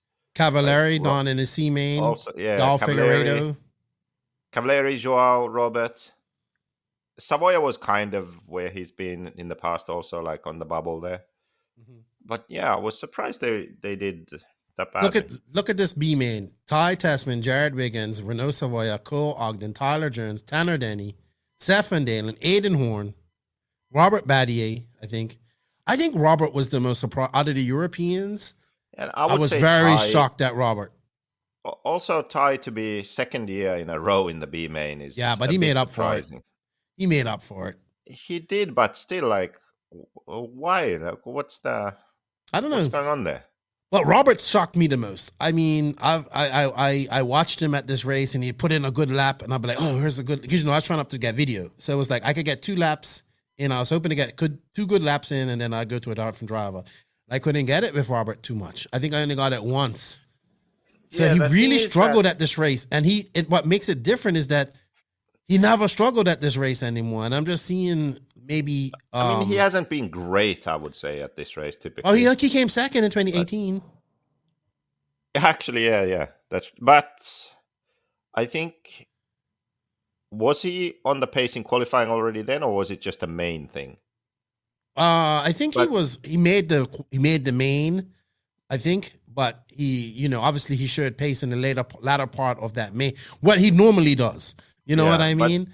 But the thing that gets me about, for example, Robert and Joao also is that they are good enough to back it down a bit and still do well, right? So that good lap you saw, okay, it was a good lap, but it was probably like taking a lot of risks.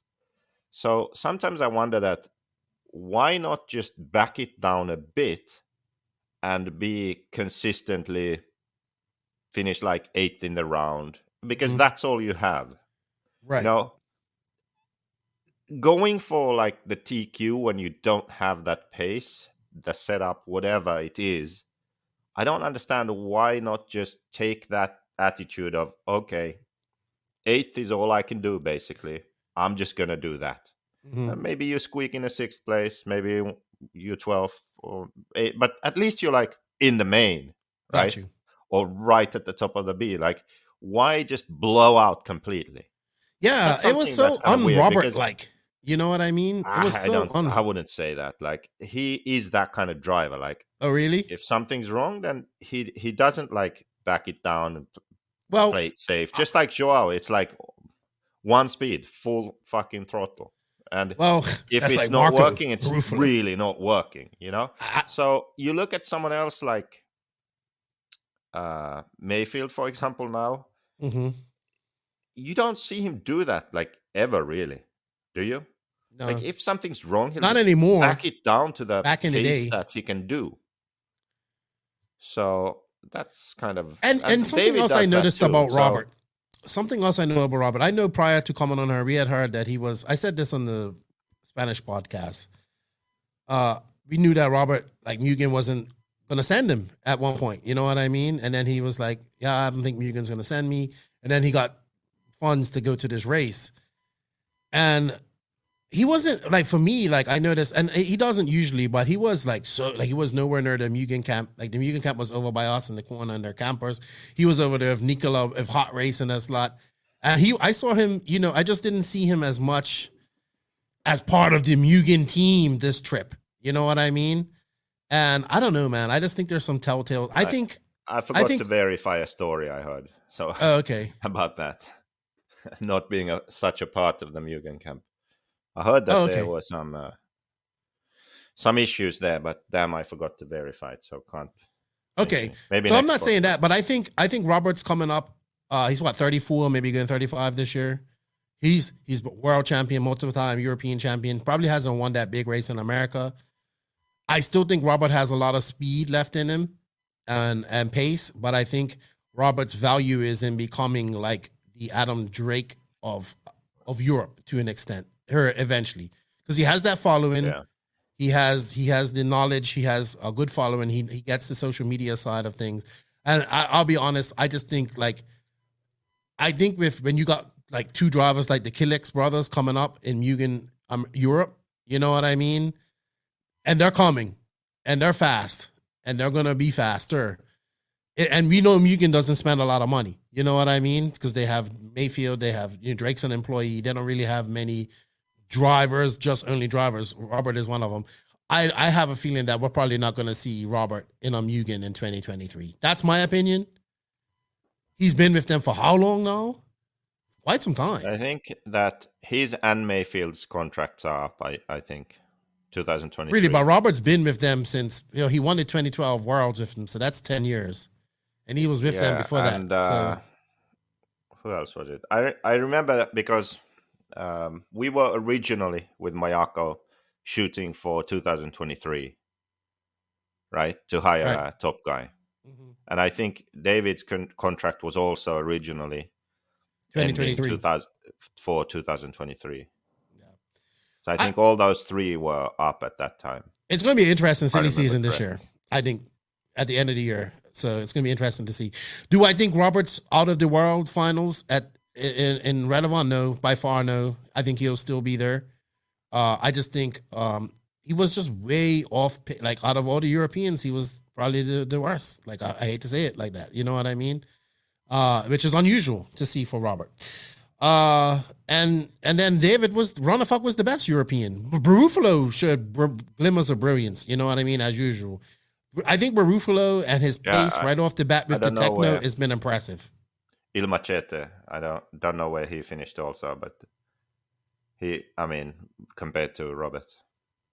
Let's see. I'll tell you because we have final results. All right, so let's get on auto qualifying. Let's get to e-buggy day. You was having fun. We did a podcast and all that stuff.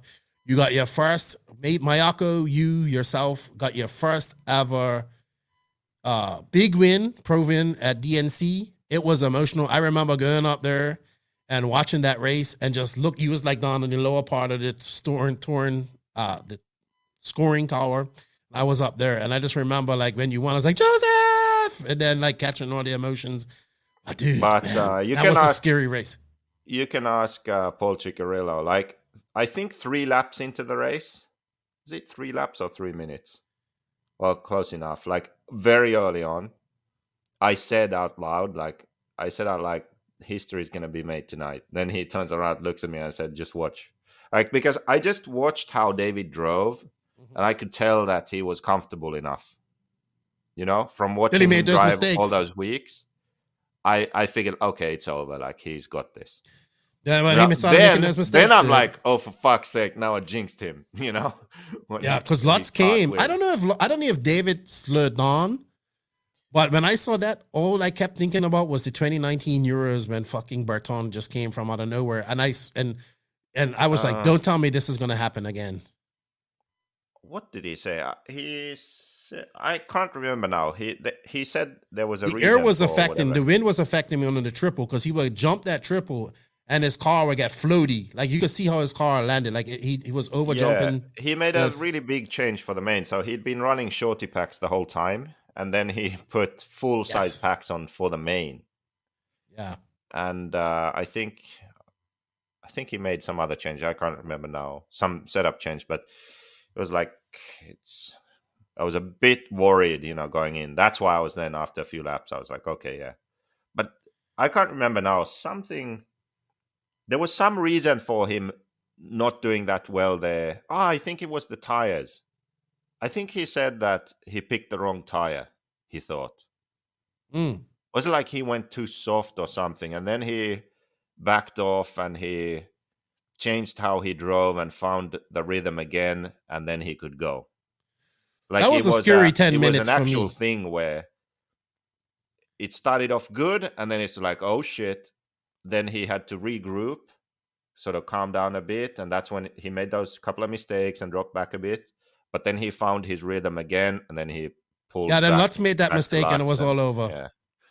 Yeah. Much relief like for us.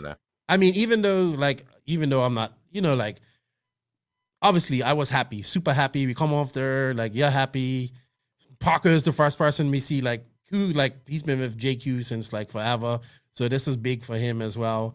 And just the emotions going about and the people that came out and congratulated you and all that type of stuff. Even myself, when I got back to the pits, I just had to sit down. Tears were coming to my eye. It was emotional. It was good to see.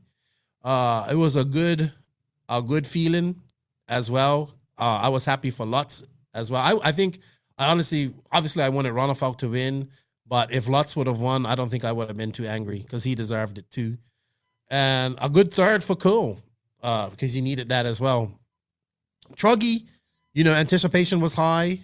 I think Ronafalk was probably the only guy that had something for him, but he broke on like lap 1, which was a shame. And to be honest, I said this, I'm not trying to recap the whole race, but I don't think that Ryan Mayfield utterly ran away with this. I thought Ty had him, was going to catch him, but after, I swear it was Barufalo, took him out on his pit in lap.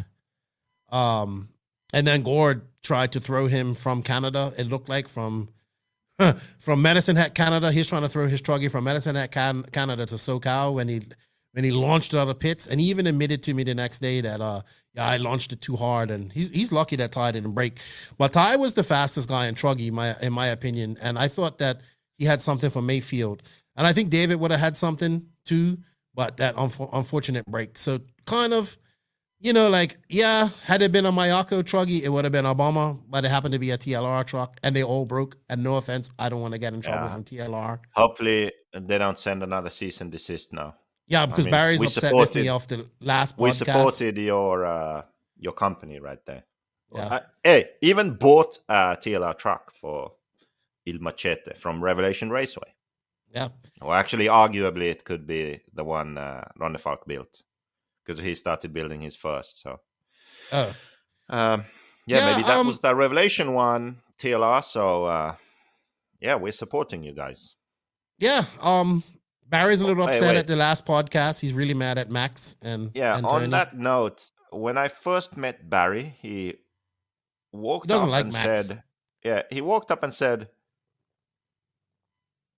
a lot of rude words, basically, that I won't repeat. A lot of descriptions that were very rude of someone, and basically expressed his displeasure with Max. Oh, he does not like Max. I had to explain to him that Max is not me, and Max is not my son. So, but he's very much Max like you. Max is just Max, And I tried to find out why he was so angry at Max and why he hated Max so much. He actually said that the next time I see him, I'm going to punch him in the face. He was very angry. So I said, can I put it on YouTube? Because I think it could get good views. So can I film you punching Max in the face and put it on my YouTube channel? And he said that it was okay. So I'm actually looking forward to Max going to a race in America, or maybe the world's if Barry goes. So that will be a story to follow, definitely. So I haven't been watching the podcasts. Max must have said something about Fend. He's been analyzing. It's all started with you guys' analyzation of Fend. Okay. Rewind a bit. You know all the things I have said about TLR and Fend and inventing the word fending, which is now in the vocabulary of RC races. People talk about fending when it's completely unrelated to Dakota Fend. You can now fend yourself. You can get fended. You can fend yourself. It's a verb to fend, just like Mayfielding, another word that I created, right? So I did that, and Barry doesn't hate me, right? I think he discovered it with Max, though. What the hell has Max said? I don't know. I've received a cease and desist letter from Horizon Hobby for causing irreparable damage to their brand. Okay? I invented the word fending, and Barry doesn't hate me. But he's really upset after the last podcast. What the hell has Max said about Barry, about Fend, about TLR buggies? Like, what has he done to piss Barry off so much that Barry's going to punch him in the face? I don't know, but I think Barry might punch me the next time he sees me too. I hope not. Well, I didn't say these things. Nothing. I think, I don't think we said anything bad. Tony kind of said, like, TLR is missing that Richard Saxton type of person, and like that the TLR team has shrunk considerably, which it has. He's supposed to be the Richard Saxton kind of person, right? Right, but I think he just and he kind of said that he doesn't think that Barry's background is strictly nitro. I think Barry and Dakota are doing I think Dakota saved TLR's ass, but I would say that TLR and AE both had non-memorable ENCs. Even with a fourth from Dakota. You know what Barry's background is? Getting mad, having tantrums, and finishing second at World Championships. I want to reiterate that these words did not come out of my mouth, Barry Baker. That they came out of JQ's mouth. I think he actually listens while he's listening to the podcast. He would be messaging me. Okay, I'm gonna give Barry props. I'm gonna give Barry a bit of props. You know what? Barry Baker has actually managed to make Fend finish nitro buggy race. That's true. This is true. He even won AMS. Like, he actually and Southern Nationals. He finished the race and won. He won Southern Nationals too. That is a feat. That is amazing. So you have to give Barry a bit of props too. Well, I do think that the fourth place that we're going to talk about Nitro Buggy. Let's talk about Nitro Buggy real quick. So Nitro Buggy happens. Hey, wait a minute. He even finished DNC. Fourth, a much. Exactly. He saved TLR's behind with that fourth, in my opinion. Let's talk about Nitro Buggy. Lots of hopes, on this podcast. Nitro is the glory. We'll talk about Nitro Buggy, finish up on DNC and our trip, and then we'll go into some RCGP news, and then that's it. We're beginning for 2 hours now. Nitro Buggy is the glory. Obviously, that's the big enchilada. That's the grand prize. That's what everybody wants to win. I'm sorry for Truggy guys and E-Buggy guys that feel like we leave them out, but it's the truth. That's what everybody comes there for. Nitro is the glory on the West Coast. Did you see? It was like double Nitro entries to all the electric classes, which is a big difference from the Southeast at Dave's races, where you would have equal or maybe more E-Buggies than Nitro Buggies. So the West Coast loves Nitro. Going into this, I think Cole Ogden and Ty Tessman were your bumps. So they were taking 14 and 2 bump. I don't think either of them should have been in the B main, but I think it helped them both. I think it definitely helped Ty. So at the start of this race, dude, I was nervous, but not so nervous. But after I saw like Runafall getting shuffling all the way like to last, I was like, oh shit, what the fuck is going on here? And then I was just like, well, it looks like Mayfield and Joe Bornhorst are going to run away with it. And again, like Mayfield got out front and just made very little mistakes. And Joe got behind him.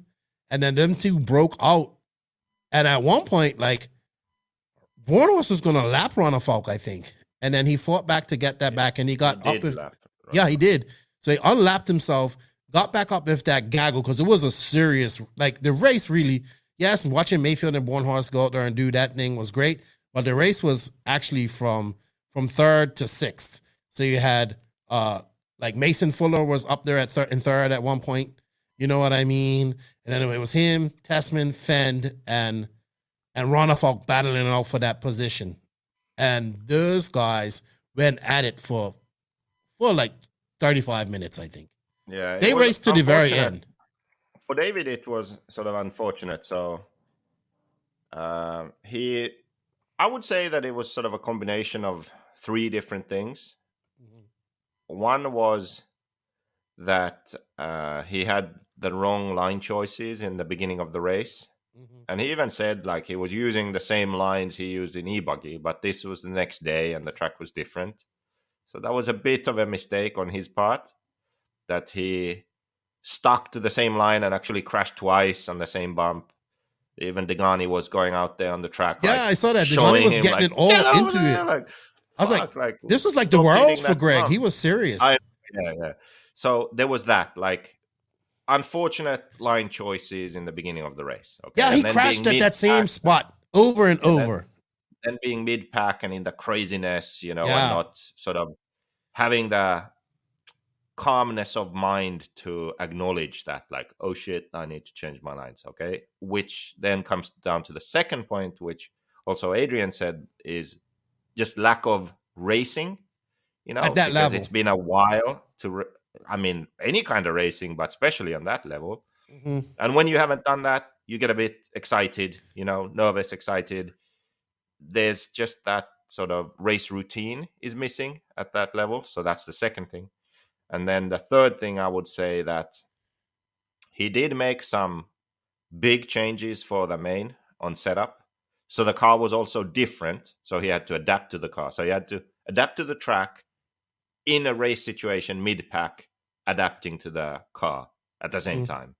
And that was a bit too much to ask. And also, I think that the car setup wasn't the best it could have been. Like, it wasn't good enough. I think it was too hard for him to drive at that point. Like, there were some things that should have been different, like maybe more rear toe in, for example, so it's not quite so oversteery, loose, just small things like that. It was still obviously good. His top 15 laps were faster than Mayfield's, for example. Like, his speed was good, but it just contributed to those first 5 minutes being a disaster. Mm-hmm. So, yeah, I think he saved what could have been a really bad performance into a decent performance. For me personally, top 5 is good. Obviously, he wants to win. Or I think at one point he could have had a top 3. He could have been third. To be honest, I almost sort of gave up at one point because I looked at, like, he got up to 6th, and I thought, okay, that's pretty good. Like, it's not a complete disaster, like saving face a bit. And I looked, and it was like over 20 seconds to Tessman, I think, was 5th at that point. And I kind of gave up, like, that's not going to happen. Like, oh, well. And I actually walked around the track just to watch the cars in different sections. And then I checked, like, he's ahead of Tessman. Like, did Tessman lap him? And I'm like, holy shit, like, he caught up.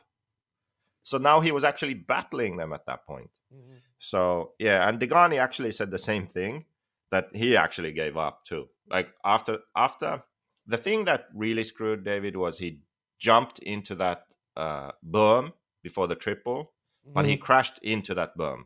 Mm-hmm. And then, the marshal couldn't go there. He was mid-pack at this point, like 6, 7, something like that. Then he just dropped to the very back of the pack, dead last, with a over 50-second lap, I think it was. So then he kept crashing over on that corner on the left side after the front section. That was before that. This was like the nail in the coffin. Oh, After this, he was alone and last, and then he like figured out his lines and right. I think, that was a great battle between those guys. I think Fenn saved TLR's ass with that 4th. I talked to him afterwards. He was a little bit upset. He said it was really aggressive out there, like the driving.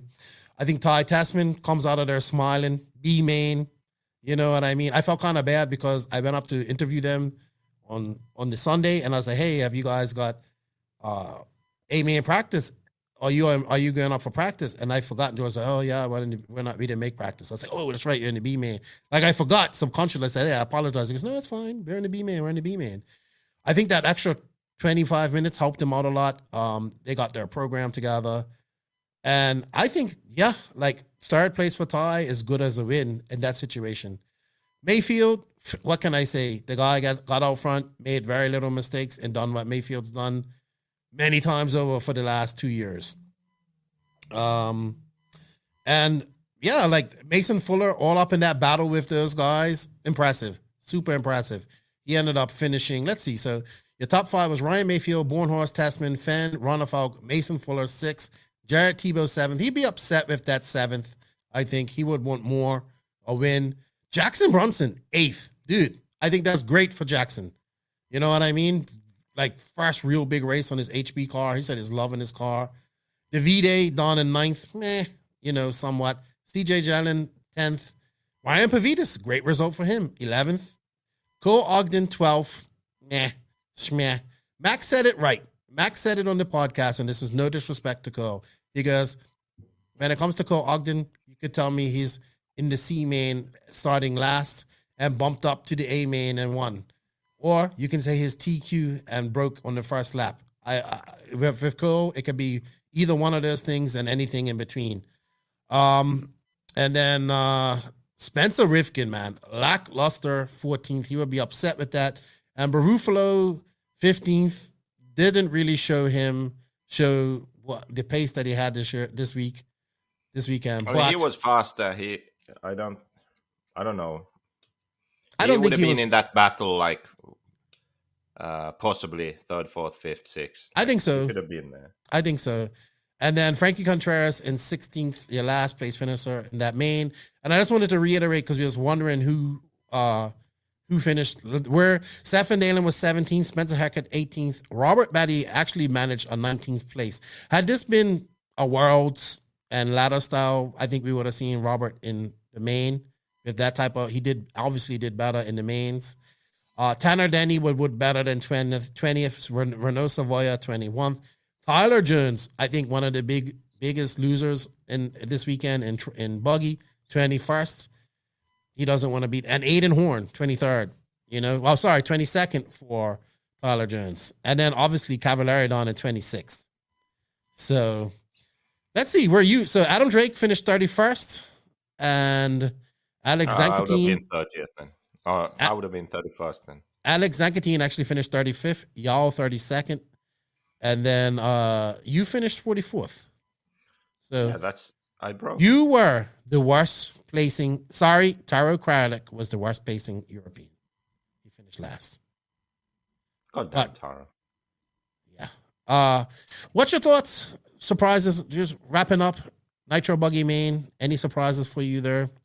Any good surprises? Any bad surprises? Or was you just too focused on Run a Falk?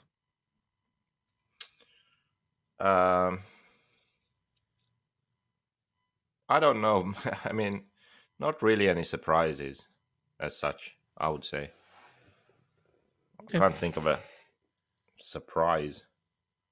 All right. So that we went home early. That was the night that we actually wasn't early, but was the night that we actually all went together to Denny's and had food for the first time, all of us together on this trip. So that was nice. We had a blast, and then everybody went there. Like, it's just like everything, you know. You get there, and this tent city pops up, and everybody's there. And then, like, when you leave Sunday evening, everybody's gone. And then it was even sadder when we went there Monday, and like it was just us there, you know. And it was still people. It was a couple people there, but for me, all in all, I had a great time. I really enjoyed this race as an observer. I got to watch a lot of racing. Do I think 980-something entries is too much? Yes. I have to correct something, too, because we got caught up on the last podcast with Tony, and he kind of made the mistake of calling entries people, and he kind of was like, well, it's probably like 3,000 people there. While I think there was... he kind of made a mistake. Yeah, he made that mistake. And I didn't fix him, right? I know. I didn't correct him on the podcast, but I will correct him now. I will say this. There were 380 drivers there, but I think there might have been... on a daily basis, 800 to 1,000 people there, like with friends, family, and all that type of stuff. Wait, at the track? Yes. I think there was no way. Yes, Joseph. There was about 800 people there. Yeah, it was. On a daily basis. I will tell you that Saturday and Sunday with spectators, people walking in, there had to be about 2,500 people there at one point. On Saturday and Sunday. No way. Just not all day. 2,500 people? No. Just coming into, there were a lot of people walking around and just coming for the experience of DNC Saturday and Sunday. Like, I'm just talking about with racers and families and people coming to see this for the first. There was a lot of people walking around, milling around. That's where you got a lot of love. More than 1,000 people there. Really? I think there was more than 1,000 people there. I do. I think definitely on Saturday, but definitely wasn't. I know we made that mistake. 980 entries, Joseph. That's a lot of entries. Now we know PNB is going to go for 1,000 or more. At what point? I guess it doesn't matter no more. We kind of said it like this. DNC is a festival and an RC car race breaks out at it. That's the best way you can look at it because the ambience of the race was good. Like people were there enjoying themselves. It was partying. You let loose Saturday night. You had a few drinks and stuff like that. You got to hang out a little bit. We didn't. We went home. I think it was a great positive DNC for you, for Mayako, for the podcast, for everybody involved. Obviously, some people went home happier than others. Yeah, it was a good return to racing, I think. It was just good to see everybody together racing again, in my opinion. How about you? Yeah, I would say so. So, to wrap up our California trip, we spent the next 3 days. We cleaned up packed all that shit in the van. Dude, there's so much stuff we had to take out of that house. Boxes and boxes of tires. Like, I just couldn't believe it. We got all of that out. Wednesday, we did some tourist stuff. I headed home. I got back Thursday. You got back home Saturday. And now we're here. It's a good time. I had fun with you, Joseph. I know you had a good time, too. It was probably one of the best DNCs we've been to in a while. Definitely better than 2020, in my opinion. So, yeah, I would agree. All right. So real quick, we've been going for a long time and Joseph's attention span is waning. Joseph, RCGP news. You've been dropped or self-inflicted drop from RCGP. What's funny about this is like, no matter what, it's always going to be like, it's like people, this is so not right and this and blah, blah, blah. Here's the guy who made this. And I'm like, hold on. JQ involved in RCGP, people hate it. JQ not involved in RCGP, people piss and moan. What is it, people? Self-inflicted drop by you. Actually, I shouldn't say self-inflicted. I give myself, I can't reach my back, so I'll pat my left shoulder. I give myself a pat in the back. Yeah, like I really think this is the best role for you going into RCGP. Let's talk about this. Let's talk about some RCGP because this is coming up next. First, we have the Nationals coming up next weekend, which will be a big race. But then we have the RCGP race where I'll get to see you again. And this time you won't be racing.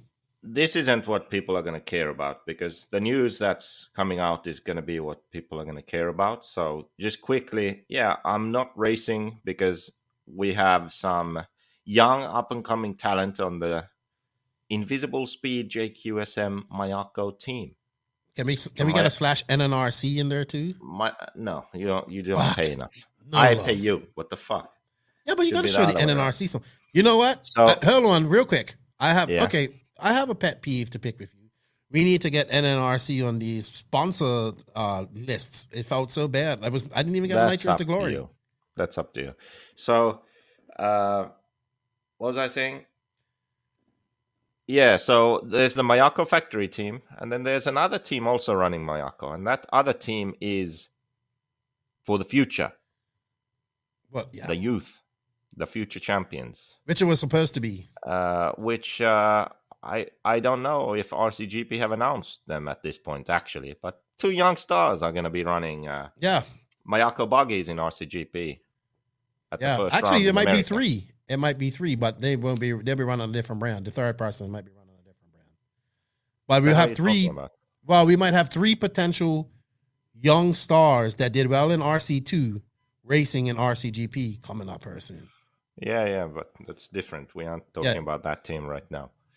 So anyway, so that's it. I mean, I'll be there. I'll be. What would be your role? What would be your role? I'll be a mechanic and team manager. I actually think you're going to be the biggest pain in the ass to everybody involved at this race. Yes, probably, but it's required. There are some people that need to be slapped around a bit. Oh, see what I mean? I see it already coming. Skill level is far outweighing or surpassing their mechanical ability to put cars together, maintain them, set them up.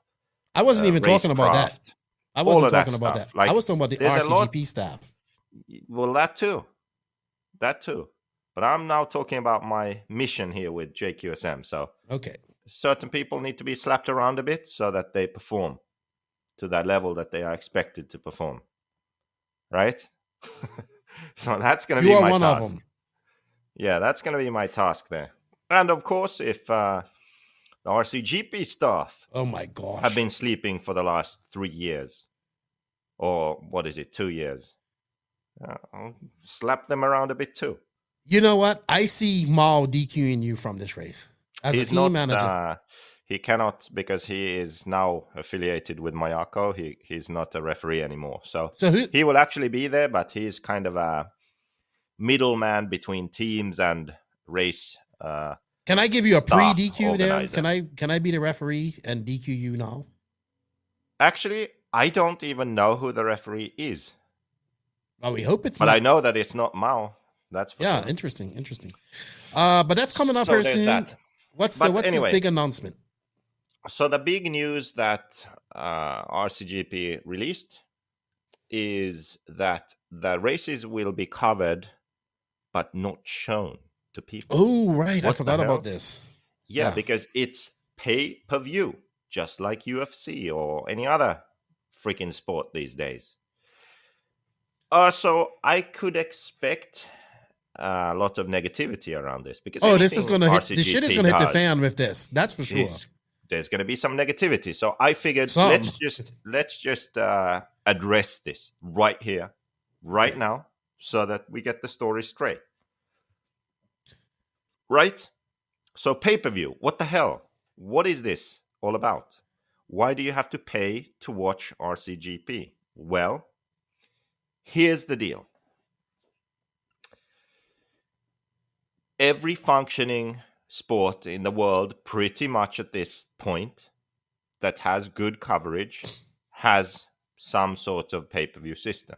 Be it UFC, Formula 1, MotoGP, motocross, Supercross, everything. Why? Because there has to be a way to generate income to be able to run the series. What RCGP is trying to do is go next level when it comes to track presentation, race environment and presentation, the race experience for the people racing, the coverage, the quality and amount of content, the entire circus that is RCGP, right? The goal is to go next level with it. Why? Because we want to create more seriously, like more sort of professional, interesting event that can be taken seriously by others than insane people who just naturally like RC racing, right? We want people to look at what we do and think, wow, that's cool. That's something I would like to do, or I would like my kid to do. You know, we need that in this world right now. We need to be competitive. We need to get more people in the hobby. We need to inspire people who are already bashing with RC cars to want to race. So we need to professionalize. We need to improve. That's what RCGP is trying to do right now. To be able to do that, you need money, right? Because it costs money to fly everyone in and do the media production and all the promotion, all of that stuff. Now, why do it this way? Look at the other races right now in RC. How do they do it? By entries. We just had a race that had 980 entries. That means like there's about $100,000 in income. The entries plus some sponsors. I think that Joey probably net profit pocketed about $100,000. If we're gonna be really generous, let's say 80. If he didn't make $80,000 in his pocket from that race, then he needs to go to business school or something, because putting that race on, him building the track, permanent facility, rent, probably peanuts. Now this year he made not having to pay for live RC, not paying for any media, not flying in anyone. There is no way that race costs. So who pays for the media for live RC? The manufacturers? No, I think live RC just show up because it's DNC, like they want to do it. And they have their other sponsors, I guess, maybe. So that race is not expensive to put on, and the income is like, I don't know, $120,000 maybe. So, okay, you have that money, and that's fine. It's okay to put on a race and make money. That's fine. No, nothing wrong with that. Nothing wrong with that at all. There's nothing wrong with that. But that's one race. That's one way of doing it. There are other races with similar business models. Maximize the entries. Well, for an individual racer, that is not great value. You cannot go to that race, pay for one class, pay $100, race one class, and claim to enjoy yourself if what you enjoy is racing RC cars, because the track time is so limited. Practice day, you run one time, 7 minutes or something. That's not a great experience, is it? If you're a racer. Qualifying day. Did you get three? Three. Yeah, I know what you mean. I know what you mean. Track time is limited. That's one way. All right, so two different business models. One, as many entries as you can. Yeah, RCGP one that is you not get more doing race that. time. The idea is limited entries, so you can't make the money from entries. Yet you still have to put on this race. And also, you are flying in media staff. You are creating the content. You are creating the coverage. You are investing in... It's costing money. It's costing a lot of money. Creating something more than just your average race, right? Right. So it's about the show. You have to generate income somehow, okay? So you do the same thing as all of these other sports are doing. You have a TV package. In this case, it's via House of RC, because that's something else that's growing and helping to unite RC racing. House of RC offers a media package. With the media package, you can pay monthly, or you get a discount if you pay one-time payment for the whole year. I think it was $100. So you pay $100, you get all that content live. Okay. So this content is not only going to be RCGP races. If this concept works, the idea is to cover more races. So races that are not currently covered will have this same level of coverage. Or, well, it can't be exactly the same because RCGP doesn't control the race event. So same staff goes to an event, covers it. It's not RCGP now, but the same people are doing the coverage. So it will be of a high level. Like I'm talking like World's warm-up, for example. No coverage right now. Okay. Well, if enough this works, people you can subscribe, if it works, well, then you can have it. Euros warm-up, same thing. Even some American races that don't have coverage right now, or maybe just have a static camera right now, this way, it could be done. So it really is up to us as individuals who go to these races, who enjoy RC, who would like to see a change. Now we have the power to actually make a change. We often feel like, well, I'm just one person. What the hell can I do? Now we have created something where each one of us who feels like we would like things to change, we can contribute to it.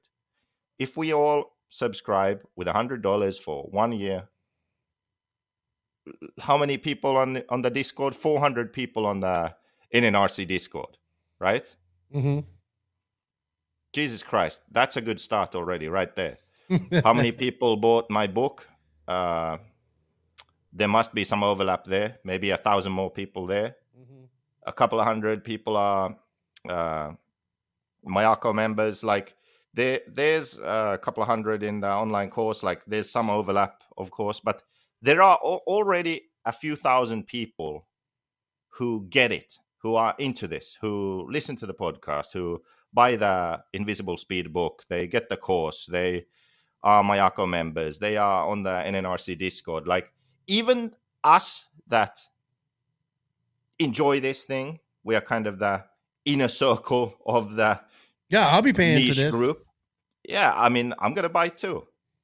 Okay, I'm not even gonna buy if it too. if all of us think like, you know what, let's just fucking do this and see how far we can go. That's already enough. You know, this is really that kind of situation.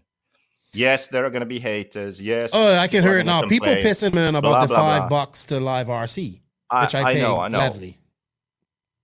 But I'm telling you, this is a plan that is not about lining anyone's pockets or getting rich. This literally is a plan to improve RC racing. Take our industry somewhere it hasn't been before. That is the goal.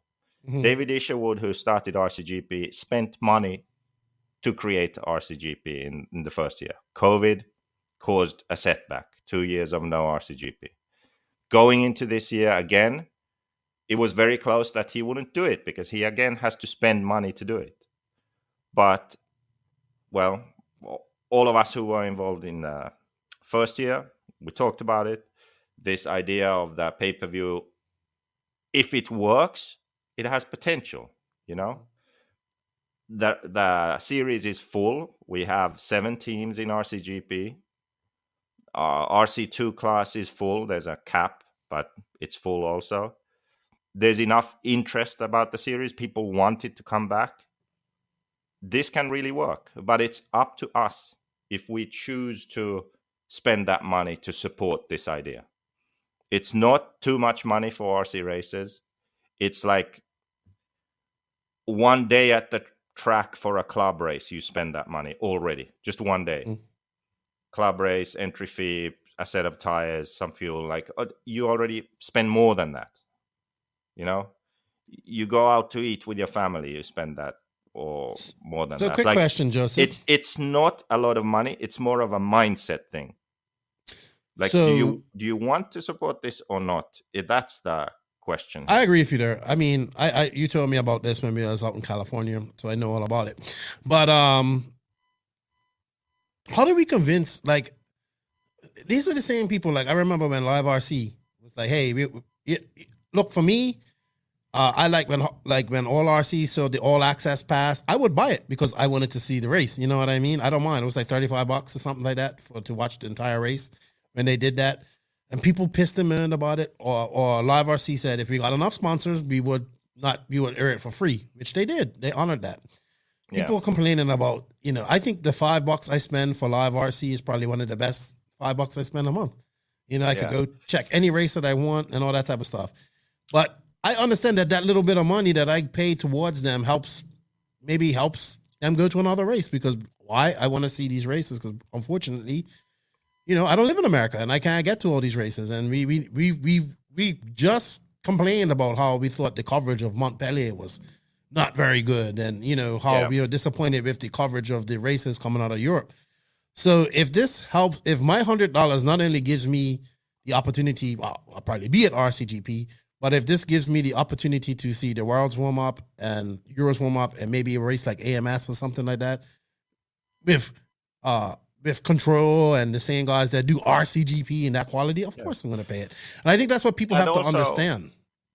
Also, if those other races get better coverage, more of the top drivers would probably show up, because then, I mean, even for Monaco, I know like some of the American races, they would be nice to do, but there's no coverage. So where's the benefit? It's like, that's something that's so backwards when, for example, talking with some of the American teams about joining RCGP. It's like, well, when we go to this race, there's so many entries and so many people there. So we reach them, and it's like, but it's still like 200 people in a barn somewhere, when it could be a global audience plus the 100 people in a barn somewhere. Like, the disconnect is just. I get that. I've heard that before too. So I'm a Joe Blow sportsman racer, right? Why should I give you $100? Why should I give RCGP $100 to watch this race? Because I think, and then they'll say, well, I could watch it on Live RC for free, or this, or this, or that. Why should I give you $100?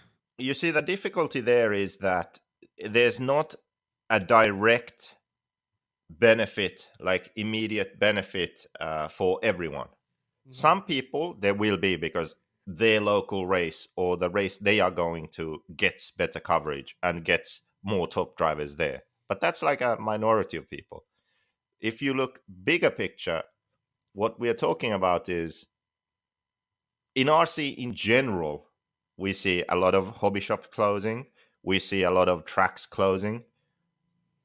It's not something that is impossible to imagine that RC could die for you. If in your area, your hobby shop closes and they run the track and the track closes, and the closest track is 6 hours away, well, RC is dead for you. That has happened for many people. Slot car racing, for example. It's happened for me here. To be a big thing. It happened for you in RC. You don't have a track anymore. Like, it's a reality, right? I just think that if we can improve what we do, so if we can have this glamorous World Series, best drivers, best tracks, best coverage, it's something to look up to. It's something that inspires people to race. It's something that pushes the race formats and improving them and making racing more fun, and how to make that experience of going to a race more exciting and more fun for the participant. It can be something like that. Not only that, also expanding the coverage to other races. So we have more of the races in the world with good coverage. I think it's a net positive for the industry. We can help to push every race forward, even if it's not covered by this group, because there will be more people excited about going racing globally. That's what we want. And that's what we can achieve only if enough people come together and decide to support. Maybe it's not $100 for the whole year. Maybe you just support for $30 for 2 months, Every little bit helps if enough people support. It's like crowdfunding. Instead of 7 companies paying a lot of money and really have to think that, can we really afford this? Is it really worth it?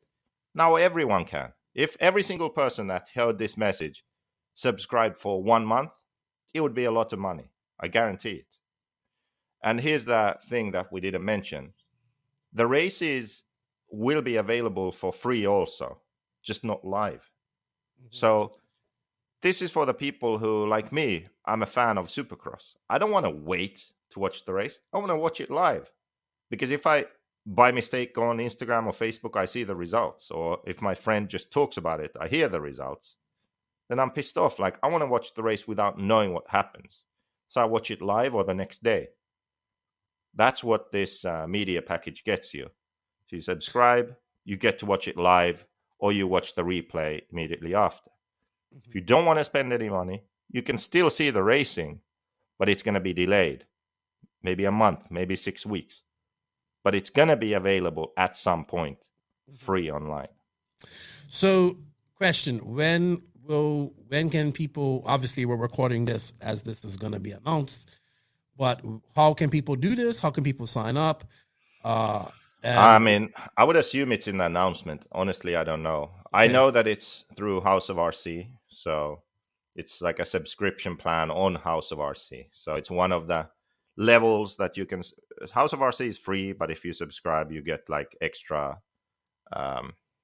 features. So I guess one of the levels is, okay, you get a media package. And then whatever races that media crew goes to cover, you get to watch that. And it's not just racing. There's also other content, like some monthly show they are doing and other stuff. So yeah, I'm sure there'll be some videos explaining all of that.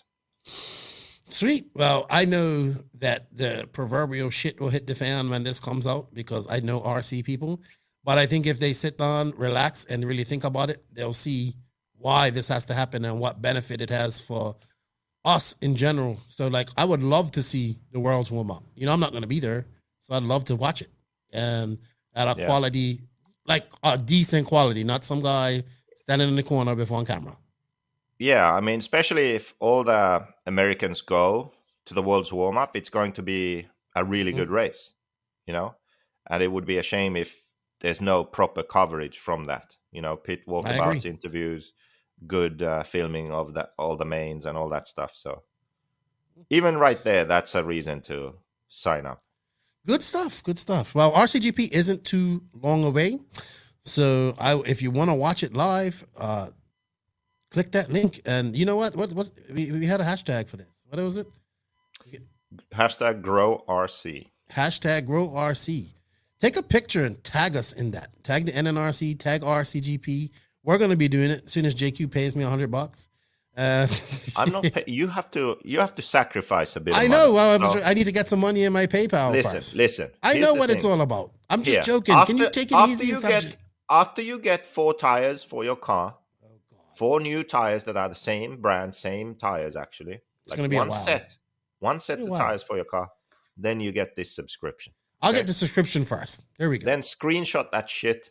Because the possibility of me getting the subscription first and me getting 4 tires first is that definitely the subscription is going to come first. Okay. Do that then. Yeah, do that. Grow RC and hashtag Grow RC, tag RCGP, tag all of us, and let's see if we can start this movement because I want to see RCGP stay around too, and I know that it has to generate income. I have an idea of the amount of money that Isherwood has spent out and the amount of stress that it's caused them. So I think it's only fair that they do at least make money where they don't come out of pocket. You know what I mean? To do this type of stuff. Because one thing I learned after working at DNC and doing that all on my own, which I really enjoyed, that people should get paid to do that because it's a lot of work. And you're giving up something that you love to do it. So that should be announced. Follow the instructions. I'll figure out how it works too. So if anybody's having an issue, I'll know. And once I know, if I can figure it out, then everybody can figure it out. So, because if Lefty can do it, then I think anybody can do it. I think it's good. I think the people that get it will do it, and the people that piss and moan will piss and moan even more. And then they'll be upset when they can't see the race. And they'll be like, I got to wait 4 weeks, 6 weeks. Well, not me, because I have a subscription. So more RCGP news. I don't know if it's going to be something that's happening, but I have you here, and I doubt you'll be on her when it happens. But I found it very ironic. If we go back to On the Turn from many years ago, when they had a live show of like was Mark and like Tebow and Bornhorst, and I think Lutz was there, or maybe Drake was there. I can't remember. And the subject of RCGP came up. They never seem to get this race subject right on this podcast. I wish they would put you on, or put David Isherwood on, so he can explain everything, how it works. But especially in this time, it was a lot of, mysterious stuff around it. And I remember Bornhorst saying he'll never do a RCGP as long as you're involved. Well, you're still involved, but I think we're going to get to see Bornhorst do an RCGP. And that's also great. Said it was a scam. Yeah, but it's great. We have to find that clip. I couldn't find it. And I'm not saying that to say, hey, look, like, fuck you, Bornhorst. I'm going to say that I think Bornhorst is going to get a chance to do it. I mean, he's going to get a chance to see how good it is. And I think he's going to like it. Yeah, and that's it's a good the same thing. with all these guys, like Mayfield too. You remember at the Australia Worlds where he was like saying, like, do we really want to follow JQ down this road? Like, it's just a way to get him to race more. Like, it's just a way for you to race more, for him to get to race more or something. I can't remember. He said something like that, like making it about me, missing the fucking point completely, right? Because that's how it is. And that's also the problem with something like this pay-per-view. Like, the first gut reaction is like selfish for most people. Okay, what's in it for me? And then, okay, this other guy, it must be about what's in it for him. It's like people can't compute like, hey, let's do something together for the greater good. Like this would really help all of us. They're like, is that possible? Can we like do something that could help me, myself, and someone else? Like, is that actually? Is this possible? Like it seems like something that's a utopia. Like, no, it's real fucking life. You just decide, like, hey, let's do this. It's the right thing to do. It's good. It helps everyone. Let's do this. Like, man, it's insane. I think that I will pay the $100 just because I want to see you gloves off as a team manager, giving everybody shit. Like, you know what I mean? You did it as a driver. Now, as a team manager, you're gonna have a little bit of power. And you're going to be like, it's going to go right to your head. And I can see you like filing protests and all that. I mean, I think wasn't I a team manager already when I was the driver? Yeah, but you was also concentrating on racing. Now you have time to nitpick everything. Right. You be out there with your calipers. This banner's 6 millimeters off. Fix it. I think that most people who said stuff like what Bornhorst said or Mayfield said, it's, like I said earlier in this podcast, it doesn't come from a place of deep thinking. It's like initial emotional reaction kind of stuff. Eject.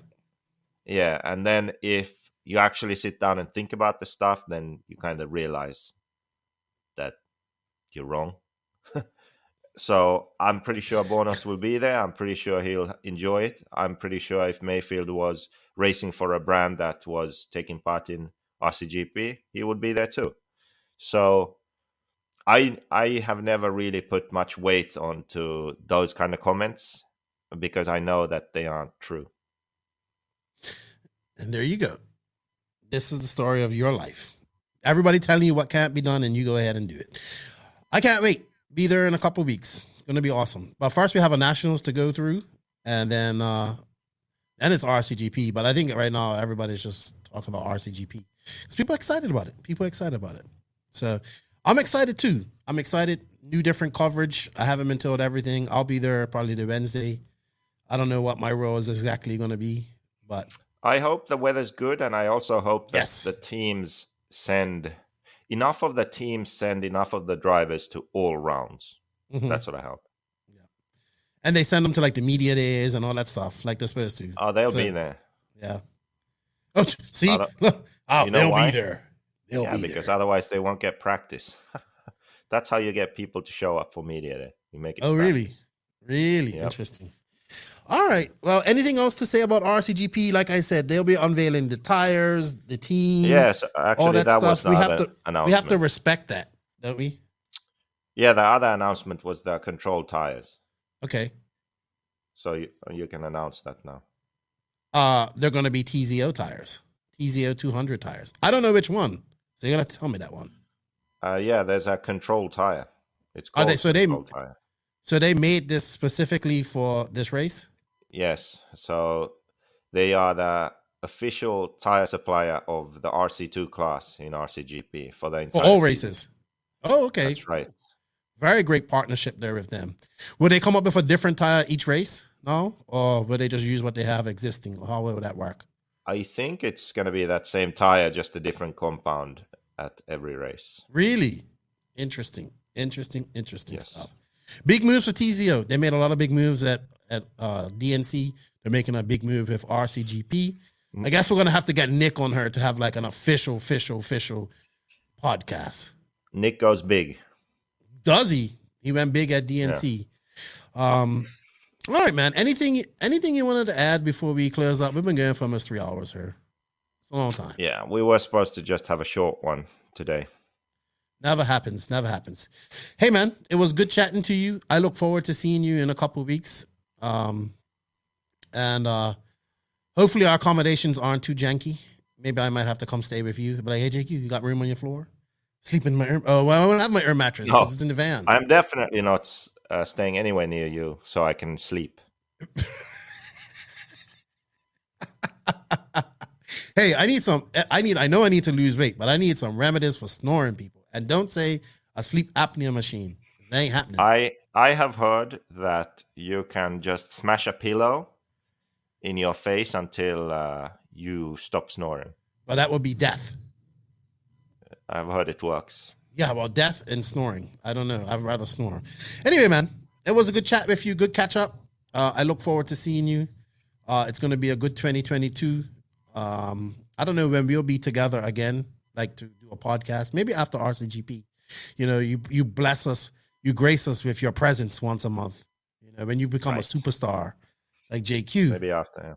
Yeah. You only come on once a month. And, it's better that way.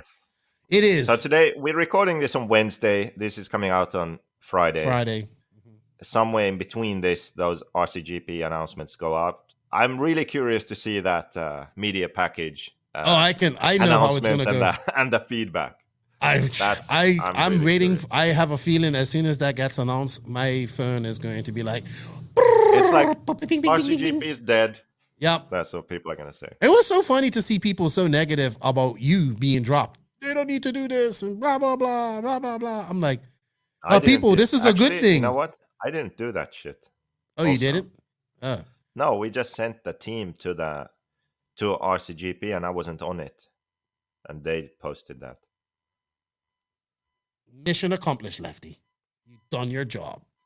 Yeah, but I'll still race. You should still race. But can I? I hope. You will not race. Let's see if we have a young European. You will have a young European or Australian in Europe. So we'll see. Let's just forget that. You know. What are you trying to do? Kanai's results don't matter. JQ's results don't matter. They matter to me. You know what should matter? Learning how to play your guitar properly and getting that song down. That's what you should focus on. Then your results won't really matter. This guy had two guitars in this house. I thought they were in the house already. I was kind of wondering why this Airbnb didn't have a toaster, a coffee maker, utensils, cups, plates, any of this stuff. Not even a broom. I had a broom. But it had freaking 2 guitars sitting there that I found out that were yours. You left her. Yep. So we have to address you and have an intervention for you and your addiction to buying guitars. It's not an addiction. Yeah, it is. All right, Joseph. I think that's it for today. Thank you for your time. Your light's going dim. I know it's getting late there in I almost said Sweden, Finland. In Finland. It was a good chat. Good catching up with you. I hope you guys enjoyed this. I am interested to see the feedback on the media package too, even though I know it's going to be negative, but I think people will get it. Some people will get it. We'll see. Once they listen to this, they'll get it too. I think we have to talk about it every single podcast to explain it. Like, think of a way to explain it in like 2 minutes. Yeah. #GrowRC. Then just do that every podcast. Yeah. Also, I just wanted to say real quick, I know I said shout out to him earlier, but shout out to happy birthday to Salty Joe. It was his birthday this past weekend. Saltiest of salts spent it on a new track layout in Bermuda that they finally got. And he had fun. So shout out to him. Remember, NNRC Espanol is dropping on Friday as well. First episode. I don't know how I'm going to do that. I'm going to figure that out. And thank you, everybody. you can promote the Spanish invisible speed. I already started that. Already on top of that. Don't worry about that. Okay. And all right. Well, anyway, thank you and shout out to all of the NNRC squad around the world. We can't do it without you guys. Keep hitting that sub button, that like, leaving comments, dislike button, leave reviews. We really need you to leave reviews on all the podcast apps. It helps us get out there in the stratosphere. Shout out to the patrons of the podcast. We can't do it without you guys. If you wish to become a patron of the podcast, you will get early release. So you'll know all of this information before everybody else. Right? And thank you for your support. You can do that. It's in the written link of this podcast. Shout out and thank you to all of the awesome sponsors and companies that support this podcast and the NNRC media movement. They are Invisible Speed, TZO Tires, High Tech RC, TNR Fuels, Beach RC, Techno RC, Lugs Racing Tires, Mayako, JQSM, G-Spec RC Tuning, Papa Willie's Traction Tonic, Racecraft USA, Clinic RC, JTP RC. Don't forget to fill out your House of RC profile. Looking forward to RCGP. Shout out to my boys, RC Kevin, the Viking, the Doctor, Robert Batty, all these guys. We need to get them, we need to get these guys running decals and also putting the NNRC on their sponsor lists. I felt very bad about that. I even asked the Viking. I said, I thought we was friends. But I appreciate it. He just forgot. A lot of pressure. I didn't want to disrupt him, Victory is more important than getting my Nitro's the glory shouted out. JQ, anything to say before I sign out? You always have something to say. Yeah. The Techno logo is bigger than the Mayako logo in the sponsors. We actually, I'm actually waiting for Mao to do all of this. I've been waiting since the month before Christmas. So I'll talk to my design, my branding manager right across here, who was supposed to have been doing this and came down and we're going to do all the branding for the podcast. It's going to be so awesome. Yeah. I got COVID. I'm dying. Yep. Anyway, it was good talking to you, dude. Have a good one. And, you have a lot of sponsors still. I'm amazed. Yeah. Oh, these are like David Runafalk, RC Kevin, Hagberg. They're like friends. I think we're friends. I think Runafalk and I are friends. No, JTP, DR, AH. Yeah, that's Alex Hagberg, David Runafalk, Jared, who comes on once a month. Who I need to get on. Maybe we add Badier to this too, and he starts doing the Spanish one. Yeah, man. All right, dude. Anyway, we gotta go. Talk to you later. Nitrous Glory, E-Buggy pays the bills. Lefty, mission accomplished. E-Buggy wins DNC, dude. Oh, now you're all about E-Buggy. See? Look at all that. Imagine what a pro win does for JQ. He's all about E-Buggy. Anyway, Joseph, short outro. We're out. 3 hours.